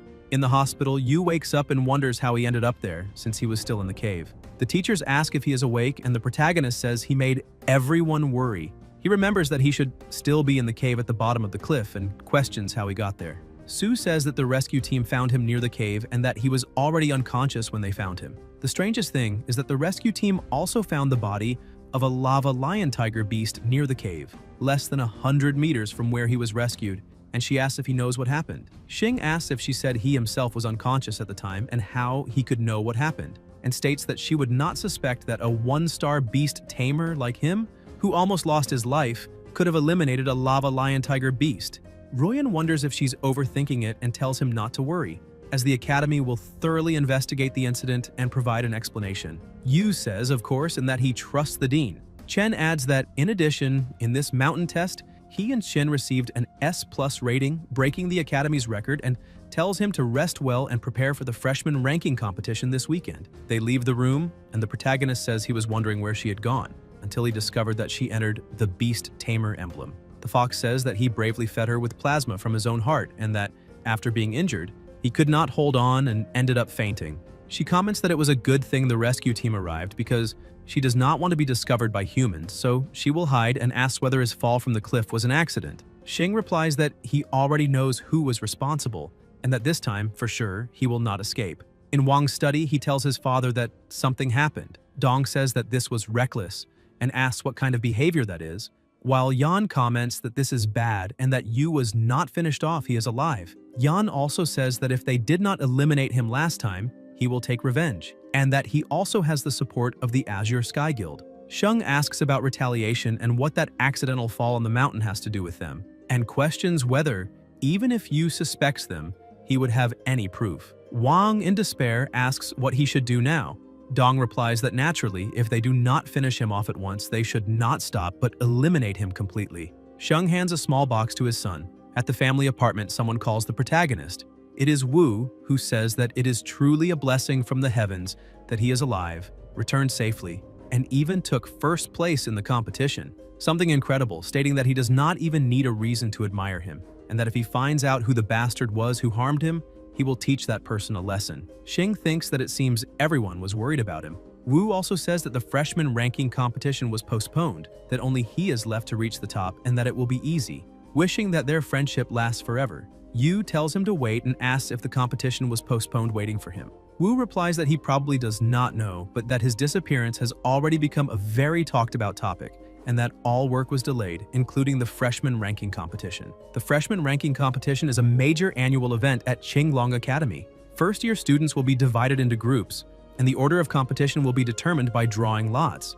After the top 8 are decided, the top 3 will compete against each other. This is an intense and thrilling battle of life or elimination, which puts the future of the freshman on the line. And he cannot be late. The protagonist says he knows and that he should rest a bit earlier. He thinks about the freshman ranking competition and that if he achieves a good placement, he will certainly attract attention, receive incentives, and have more resources allocated by the academy. For a beast to release its abilities, the beast tamer needs to provide sufficient spiritual power. The higher the level of the beast, the more spiritual power is required to cast abilities. Xing also thinks that with the Academy's resources, he will certainly be able to increase his spiritual power more quickly, and that he needs to avoid a repeat of the last situation, when Delu used her ability and drained all of his spiritual power. To completely eradicate that family's father and son, he must rely on Delu's power. With energy self-consumption in mind, before the start of the freshman ranking competition, he wonders how he can increase his spiritual power and thinks about asking. He appears in another place, and the voice asks if he wants to take a shortcut. The protagonist says he is already there, and asks why he should not seize the opportunity. The dragon says that is fine, as long as he can help it recover its memories, and that it will do everything within its power to help him. Xing says that he always keeps his word. The dragon says that he needs to meditate deeply to enter the sea of consciousness and communicate with it, and that this is very dangerous. It refined his data panel by referencing game systems from the human world, and in the future, he will be able to acquire the necessary items from the shop. However, to prevent him from becoming complacent and delaying the important task of recovering its memories, it will periodically assign tasks through the system, and he will only receive points or other rewards with real items. Xing focuses on the Dragon Spirit Pill, a pill capable of instantly increasing the user's spiritual power by 10 times. But after 5 minutes, it will have a side effect leading to a period of weakness. The dragon says that this pill should be exactly what he is thinking of, but that the side effects are significant, so he must use it carefully, and for now consider it a gift. From now on, he will have to obtain what he wants on his own. From this point forward, he only needs to silently chant, "Beast Tamer breaks the void." Sacred Screen obeys the command to summon the system. He needs to rest from now on, and unless there is a special situation, should not visit it so easily. Yu says he will not disturb its rest and asks if he can leave. The dragon asks if he will not disappoint it. At the family apartment, a voice says he is going to school. Ruo says that he has just recovered and should take it easy, and the child also tells him to protect himself. The protagonist replies that he understands and thinks that today is the freshman ranking competition, and wonders whether old Wu might miss him. Then Xing picks up a piece of paper and asks what it is. It is a written notice that says, "Nine-tailed fox beast empress, assault and robbery." In a secluded alley, Yu asks if she deceived him, and why she did not say she was wanted by the royal family. The fox replies that she did not hide it on purpose. He simply did not ask. The protagonist says that she is a fugitive with a bounty issued by the empress herself, which is a very serious situation, and asks whether she would not have mentioned it voluntarily. Dailu replies that if he regrets forming a plasma pact with her, he can sell her for the reward. Xing says that he is now her master and hopes that she will trust him and hide nothing from him. The fox looks at him and says that is fine. That woman Shang placed a high bounty on her head because of the thing she has in her hand. Yu asks what that is, and Dailu explains that it is one of the greatest treasures of the Dragon Clan, the Dragon Tear. Legend says that the Pyro Plasma Dragon Clan possesses 3 great treasures: the Reverse Scale Sword, the Dragon King's Whiskers, and the Dragon Tear. Both the Reverse Scale Sword and the Dragon King's Whiskers are destructive artifacts capable of unleashing devastating attacks in battle. The Dragon Tear has no offensive power, but it is formed by the fusion of the tears of 10,000 pure plasma giant dragons.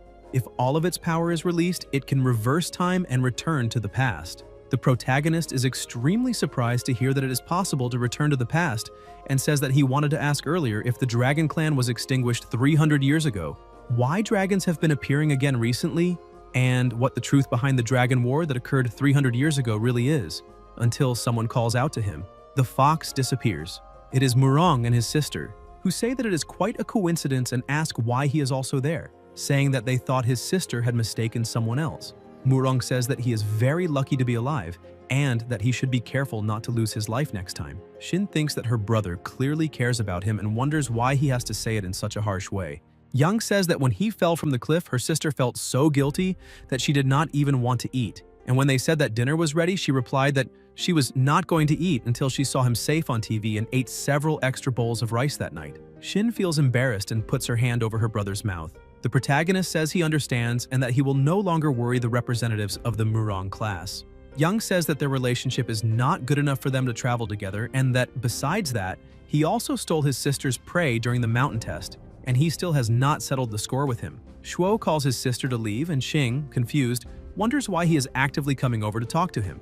At Azure Dragon Academy, the host says good morning to everyone and announces that the annual freshman ranking competition is about to begin. All freshmen must participate in a draw to determine the order of the battles and line up in an orderly manner.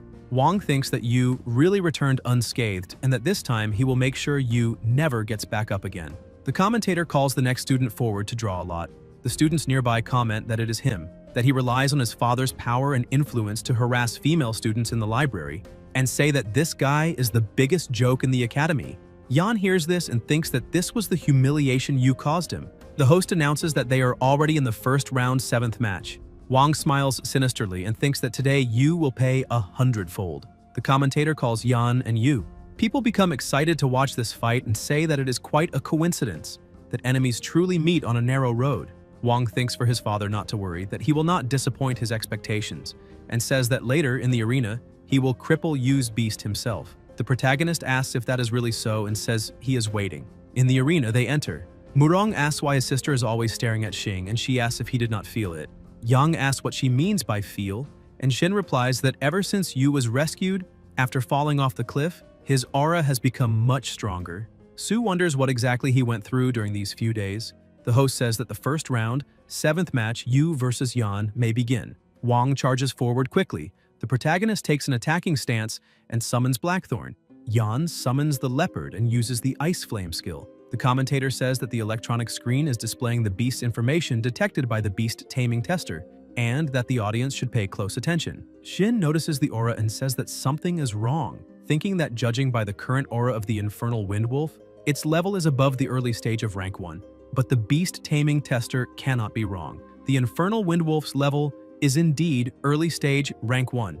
It is very strange, unless Yu is deliberately suppressing the infernal windwolf's level, hoping to achieve a breakthrough evolution during this competition. The leopard and the wolf exchange fierce and powerful blows.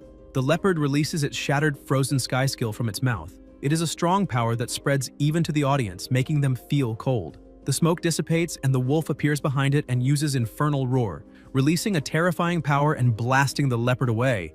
The people in the audience begin to feel heat because of the intense power. The host says it is a spectacular duel, freezing cold one moment, scorching heat the next. The protagonist tells his beast to use Silent Claw, and the commentator also says that he is the first to use Dark Attribute combat skills. The wolf becomes even stronger and strikes the opponent. The host says that the 6-clawed Rift Leopard has been hit by Silent Claw and is unable to use any abilities. Wang asks if he thinks he himself will fall in the same place twice. Yan moves his hand, the leopard nods, stands still, and begins releasing ice, slams its paw on the ground, and emits an extremely bright light. Shin asks how he suddenly became so strong. The leopard is extremely powerful with an absurd aura, and whether he used some kind of forbidden drug that allows temporary power boosts.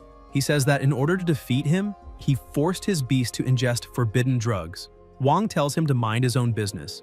Then Yan uses Ice Flame, Ice Blade Storm, and the leopard releases an enormous amount of ice. The wolf stands its ground and Xing tells it to hold on.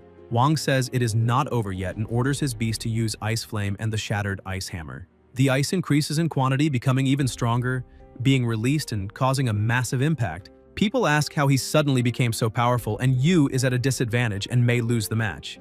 Wang says that in the last arena fight, he let Yu win, but this time, he will show his true strength. Dong asks whether his son's talent is not inferior to his own. Su turns serious and thinks that the 6-clawed Rift Leopard suddenly becoming stronger must involve some kind of trick. Otherwise, she truly would not believe it. What a foolish father and son pair. The commentator says that Yu's current situation is far from good and that, at this pace, the infernal windwolf might not only lose but also suffer long-lasting side effects. Everyone grows tense, watching closely.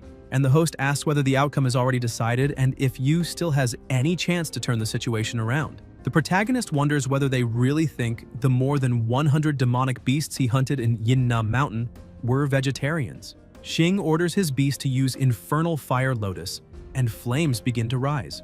Wang looks horrified and tells the leopard to run, but there is no time and it is hit head-on.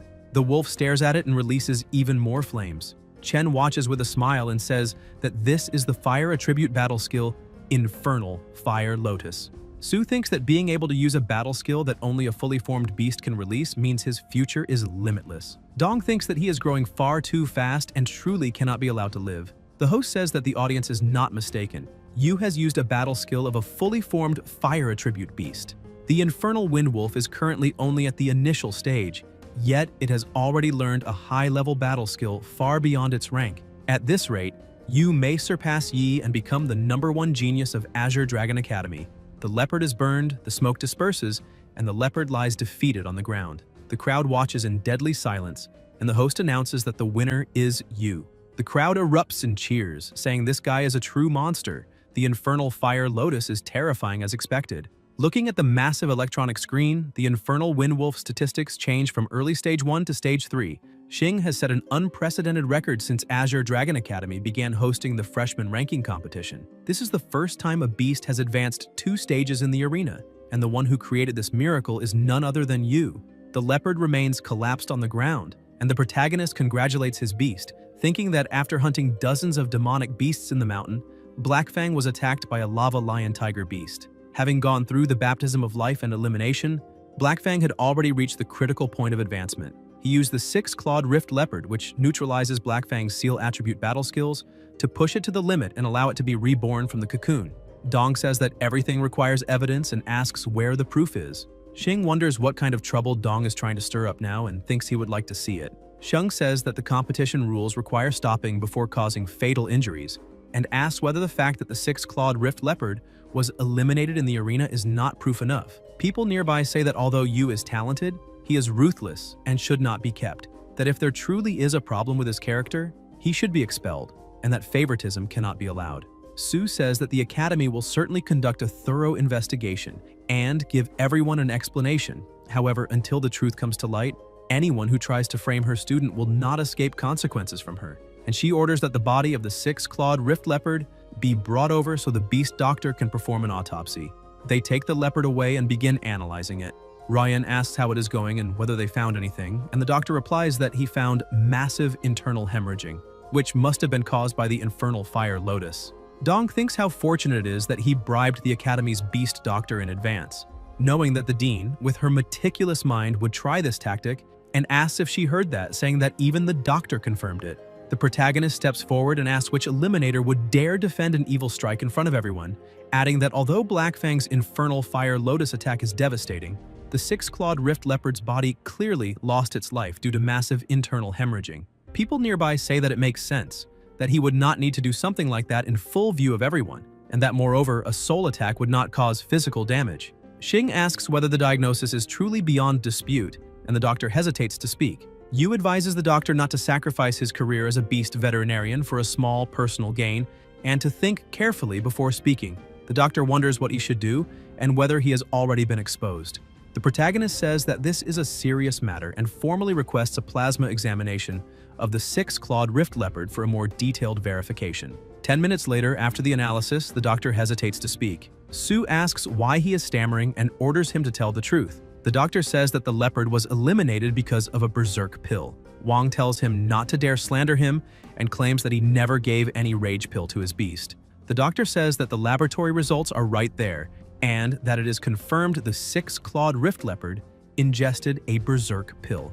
After consuming this pill, the beast enters a berserk state, increasing its strength but also causing a severe adverse reaction. Royan asks whether, even with irrefutable evidence, he's still going to deny it. People nearby say that the Vice Dean's son is truly cruel for giving such a drug to his own beast, and that they cannot believe such an inhumane person did this. Wang begs his father to save him.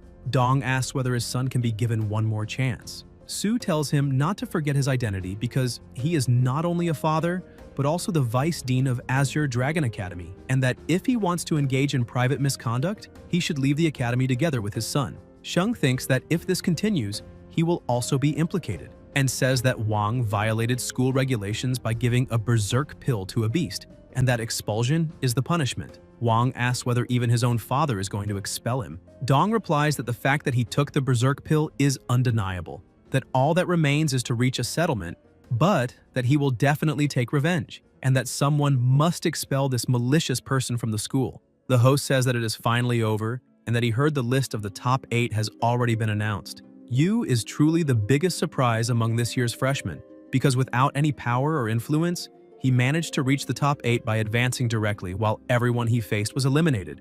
Murong says that Yu made it into the top 8, that he stole many eliminations in the mountain test, and that when he faces him tomorrow, he will definitely avenge her. But Shin says no, because she herself is looking forward to defeating him tomorrow. Wu says that he has good news for his brother, because he made it into the top 8. The protagonist asks whether just making it into the top 8 is really something to be so excited about, and Wu replies that it absolutely deserves a proper celebration. Dong thinks for him not to celebrate too early and wants to see whether he will still be smiling when he gets home. That night, Xing thinks it is already late, yet old Wu insisted on dragging him out to celebrate. When he finally gets home, he asks why the door is broken. He becomes worried about his sister until the child calls out to him and says that his sister was kidnapped by masked men who left a letter behind. Yu tells her not to cry, that his sister will be fine, and reads the letter, which says that if he wants to save his sister, he must go to the mountain. Later, on the mountain, the protagonist wonders who dares to lay a hand on his sister and whether this is really possible. Ruo is on the ground, leaning against a tree, and a hooded man tells him to stop shouting because his sister has not been eliminated yet. Xing demands that they release his sister, and the hooded man asks whether he is not curious to know his identity. Yu says that the only one who has held a grudge against him lately is Wang, but that he does not have the courage or ability to kidnap someone, so it can only be his father. Dong removes his hood and says that is correct. He claims that if Yu were his son, he could definitely train him to become the strongest young beast tamer in the entire Dragon Nation, but he is not, and on top of that, he injured his own son, so he must lose his life. Immense earth power manifests and rock-based protection emerges. Shang summons his bear and says that the giant stone demon bear is a beast at the Beast King level, capable of constantly remaining in an overlord state, continuously releasing skills while simultaneously nullifying the enemy's crowd control abilities. A 1-star beast tamer against a Beast King level beast, and that is where life ends. The protagonist says he is afraid he will disappoint him. Dong asks whether he is going to summon his wolf dog to serve as a snack for the giant stone demon bear. Xing asks who said he only has one beast, and declares that now it is his turn to make an appearance. The clouds close in, and Sheng says that this aura is terrifying. The fox is summoned and asks why she was called, saying that he is interrupting her beauty sleep again, and that he had better think carefully about how to compensate her. Su orders that the bear be eliminated. Dailu asks whether, after taking care of this bear, she can go back to sleep. The protagonist replies that that is exactly the case, and that she can sleep as much as she wants. Dong thinks that the aura emitted by this beast is far too frightening, and that if he does not act now, it may already be too late. The bear charges forward, and the fox releases her terrifying aura, turning the bear into stone with a single strike. Sheng is shocked when he sees this and realizes that she is the nine-tailed fox. He understands that a pact has been made with the most wanted criminal in the entire nation, and thinks about what will happen once this spreads. Xing smiles and says that the fact he summoned the nine-tailed fox in front of them means he has absolutely no intention of letting them leave that mountain alive. Xing says that the gap between a 1-star and a 6-star existence is not something a single beast can make up for, and that he himself is a 6-star beast tamer. The bear shatters the stone encasing its body, takes an attacking stance, and begins releasing intense mana. They face each other. Dong says that the nine-tailed fox is indeed powerful, but that they should not forget that no matter how strong she is, it does not change the fact that Yu is only a 1-star beast tamer. He then adds that the gap between a 1-star and a 6-star existence is insurmountable. The bear destroys everything around it and releases an absurd aura, creating overwhelming pressure. The protagonist realizes that the dark mist is a shadow attribute, and remembers that shadow creatures need to consume human or other creatures' plasma to stay alive. He remarks that ever since 5 years ago, many low-level beasts have been disappearing frequently in Hidden Dragon City, meaning Sheng was the one responsible all along. Sheng laughs and says that dying in the jaws of his giant stone demon bear is their honor. Xing's eyes widen as he thinks of the Red Skull Guild, a beast tamer guild specializing in training dark attribute beast tamers, classified as an evil terrorist organization. The Red Skull Guild is one of the 5 major dark guilds. He asks what the consequences would be if the world discovered that the Vice Dean of Azure Dragon Academy was secretly a member of Red Skull.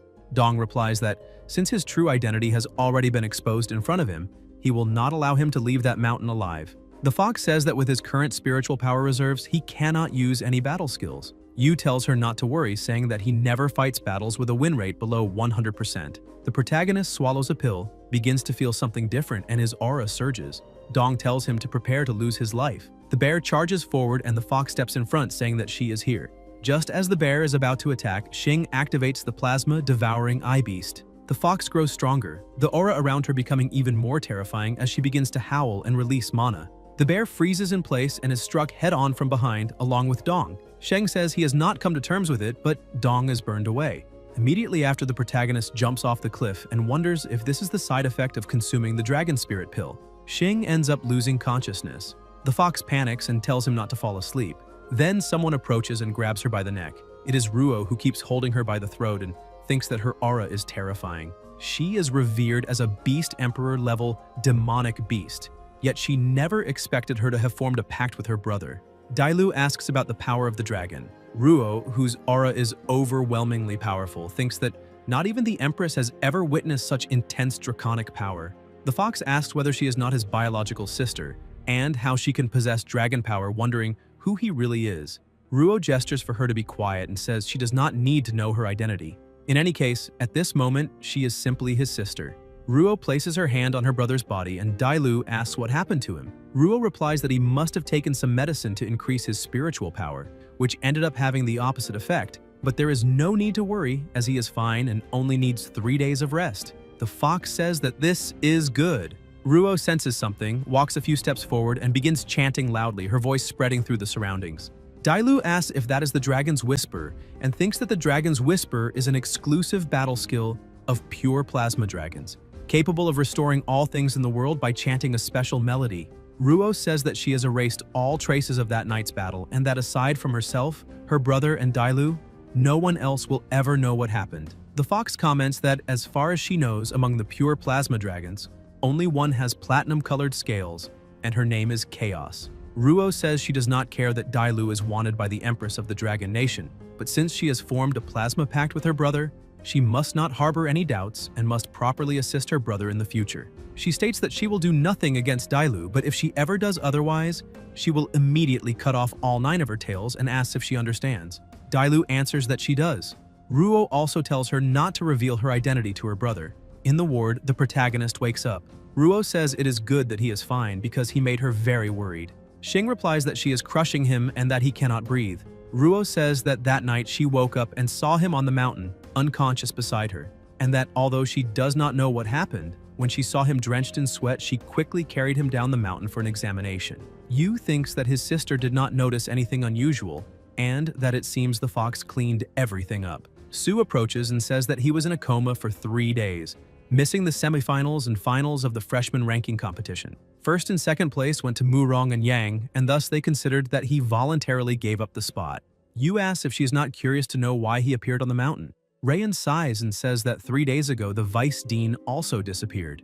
The protagonist wonders if he is about to be exposed, and Ruo thinks that if anyone harms her brother, she will immediately get rid of that person. Su says she will continue investigating the matter, that she believes in his innocence, and that it is already time for the Academy to have a new Vice Dean. Xing wonders if she chose to protect him.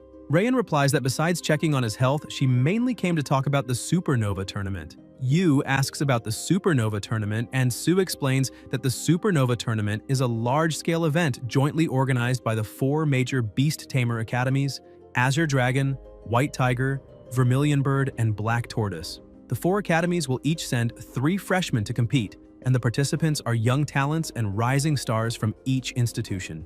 At Azure Dragon Academy, when talking about the most promising talent, Ye's name is always mentioned, but in last year's Supernova tournament, she was defeated by Lee from White Tiger Academy and only took 2nd place. Therefore, they hope he can represent Azure Dragon Academy as one of the competitors and lead the academy to reclaim its glory. For him, this also makes up for the regret of missing the freshman ranking competition. Yu says he still does not know the entry requirements for the Supernova tournament. Su explains that there are only 2 entry requirements. First, competitors must have at least 2 contracted beasts. Second, they must be 2-star beast tamers. The competition will take place next month, and she believes he can qualify before then. The protagonist thinks that she has a very positive opinion of him and that she has already taken care of him several times, so he decides that he cannot disappoint her. Moreover, he also wants to see the strength of White Tiger Academy, which was able to defeat Ye, and tells her not to worry because first place in the Supernova tournament will be his. On the mountain, Xing walks and thinks that every competitor who participated in last year's Supernova tournament had at least 2 contracted beasts. Although he also has 2 beasts, Dailu is a nationally wanted criminal and cannot be summoned for public battles. In addition, Black Talon is currently only a Hellstorm Wolf at initial stage, level 3, which makes it difficult to deal with a tournament of the Supernova caliber. That night is the time for Black Talon to break through its barriers and advance. The protagonist summons Black Talon, which emits an intense light, and says it is a good thing he was prepared. After Dean left during the day, he was discharged from the hospital and used the wages from his part-time job as a beast tamer doctor at the Azure Vault Guild to buy some fire attribute nutrients and some evolution materials. Some of them were also rewards from the Yinnan Mountain Test and the freshman ranking competition. This should be enough for the evolution, Black Talon. The wolf opens its enormous mouth, emitting an extremely bright light. An aura envelops its body and Xing tells it to hold on. Advancement carries the risk of chi deviation, and the fox must stand guard. The wolf's aura becomes dark and the protagonist tells it to stay calm. Dailu releases her mana. Xing lowers his head and thinks that he can feel the pain Black Talon is experiencing at that moment. He says that beasts break through the void and that the sacred screen follows the command. He needs to quickly check how much time remains for Black Talon to successfully evolve. The system notifies that the progress bar is at 30%, climbing until 99 where it gets stuck. Yu asks if it could have failed. The pressure becomes even more intense until the wolf successfully evolves. The fox thinks that the lower world actually awakened the demonic attribute and that this boy is truly a special beast tamer. The protagonist becomes very excited and says that this is great, that he has become stronger. Dailu says that he needs to contract another beast and asks what he plans to do. Xing replies that as for that, Qin can help him. Elsewhere, Yu thanks her for the beast and Yanran asks what he means by thanking her, saying that he is her brother, that his business is her business, and that everything is just a big mess. At the beast shop, Qin says he can choose anything he likes. A girl informs them that the young lady is there to buy lightning attribute nutrients or lightning attribute beast crystal cores. Yanran explains that her brother needs to contract a new beast for a competition next month and asks if she can recommend one. Sanyang says not to worry and to leave it to her, then recommends several beasts. The evil-eyed red spider has much higher attack power than beasts of the same level. The extreme dark violet striped cat is also excellent, agile in combat and capable of dealing critical damage. That one over there is also outstanding. The protagonist says not to recommend cheap animals, only high-quality beasts, since he will pay for them. Sanyang says that since he put it that way, she will stop hiding her treasures and let him choose from the best creatures in the shop. They enter another room and Young asks whether any have caught his eye. The cave pangolin's stats are very good across the board. The burn damage of the three-eyed tyrant serpent's poison is also quite impressive. The Icebone sculpture possesses a legendary bloodline and does not fall short in other aspects either. Xing realizes that none of these beasts have a hidden bloodline.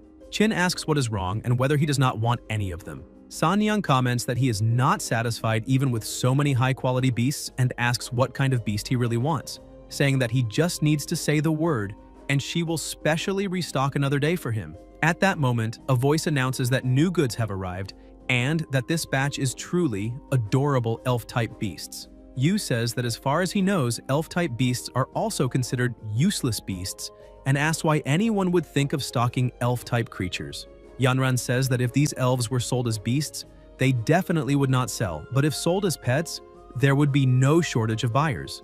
The protagonist thinks this is to satisfy the twisted tastes of some powerful and influential people. Xing observes with his ability, and the system displays the beast's data. Yu wonders if that water spirit actually possesses a hidden bloodline. Qin asks why he is staring into space, and Yu replies that he wants to buy her. Sanyang says he would not do that, and Yanran asks if he is joking. The protagonist says he wants her as his beast and thinks that this is an angelic bloodline. On the mountain, Xing opens the cage and tells her not to be afraid, that he will not hurt her, and that this way her injury will heal. The elf takes the healing pill and begins to recover. Yu asks if she is willing to form a plasma pact with him and become his beast. The elf looks at him and remembers all the care he showed, then touches his finger. The protagonist asks again if she is willing. Xing pricks his own finger and pours the plasma onto her head, saying that from now on, she is his partner. Now that they have signed the plasma pact, it means she is bound to him. Yu also thinks that indeed, after signing a plasma pact, the beast and the master become even closer. He says that this is a bloodline awakening crystal, and that he has already crushed it, and that she will evolve after eating it. Then the elf begins to eat, and after ingesting a piece, she feels something strange. An energy begins to be released around her body, and the protagonist tells her to keep eating, that she will be fine after enduring it. An explosion occurs, and the fox asks what happened and whether he is all right. Xing replies that he is fine. An energy begins to gather around an egg, and when the egg cracks, the elf changes her appearance and successfully evolves, becoming even stronger. Yu says that the hidden bloodline has been activated and the system displays the data. The protagonist says that on the day he becomes a 9-star beast tamer, she will be able to evolve into a 12-winged seraph. He says that he has not yet given her a name and mentions that before awakening the hidden bloodline, she was a water elemental spirit. He then asks what she thinks about being called Freya. The elf lands on the ground and bows to him. Xing says that from now on they will fight side by side. The fox comments that it seems he has taken another step toward the supernova tournament, and Yu agrees, saying that the next step is to become a 2-star beast tamer. In the office, Chen is surprised and asks whether he wants to apply for the 2-star beast tamer examination. The protagonist replies that this is exactly the case, since the supernova tournament is about to begin, so he needs to quickly pass the 2-star beast tamer evaluation. The professor wonders how these creatures grow so fast and thinks that the Murong siblings also passed the 2-star beast tamer evaluation 3 days ago. He heard that Yu's Black Talon has already evolved to the first stage of maturity, and that perhaps he truly meets the standards for the 2-star beast tamer evaluation. He says that if the spiritual energy meets the requirements, he will agree to let him participate in the evaluation. Xing says that he has already said everything. The instructor beside him comments that he heard Yu is exceptionally strong and that they will verify it personally. The number on Yu's wristwatch rises to 2,583, and the instructor says that if she had not seen it with her own eyes, she really would not have believed it. Chen thinks that generally, after a beast breaks through and evolves, the beast tamer's spiritual power increases proportionally. But based on previous big data analysis, the spiritual power value of a 2-star beast tamer usually falls between 2,000 and 3,000. Guys, if you enjoyed the video, leave a like, comment, and subscribe to the channel so you don't miss new content. Thank you.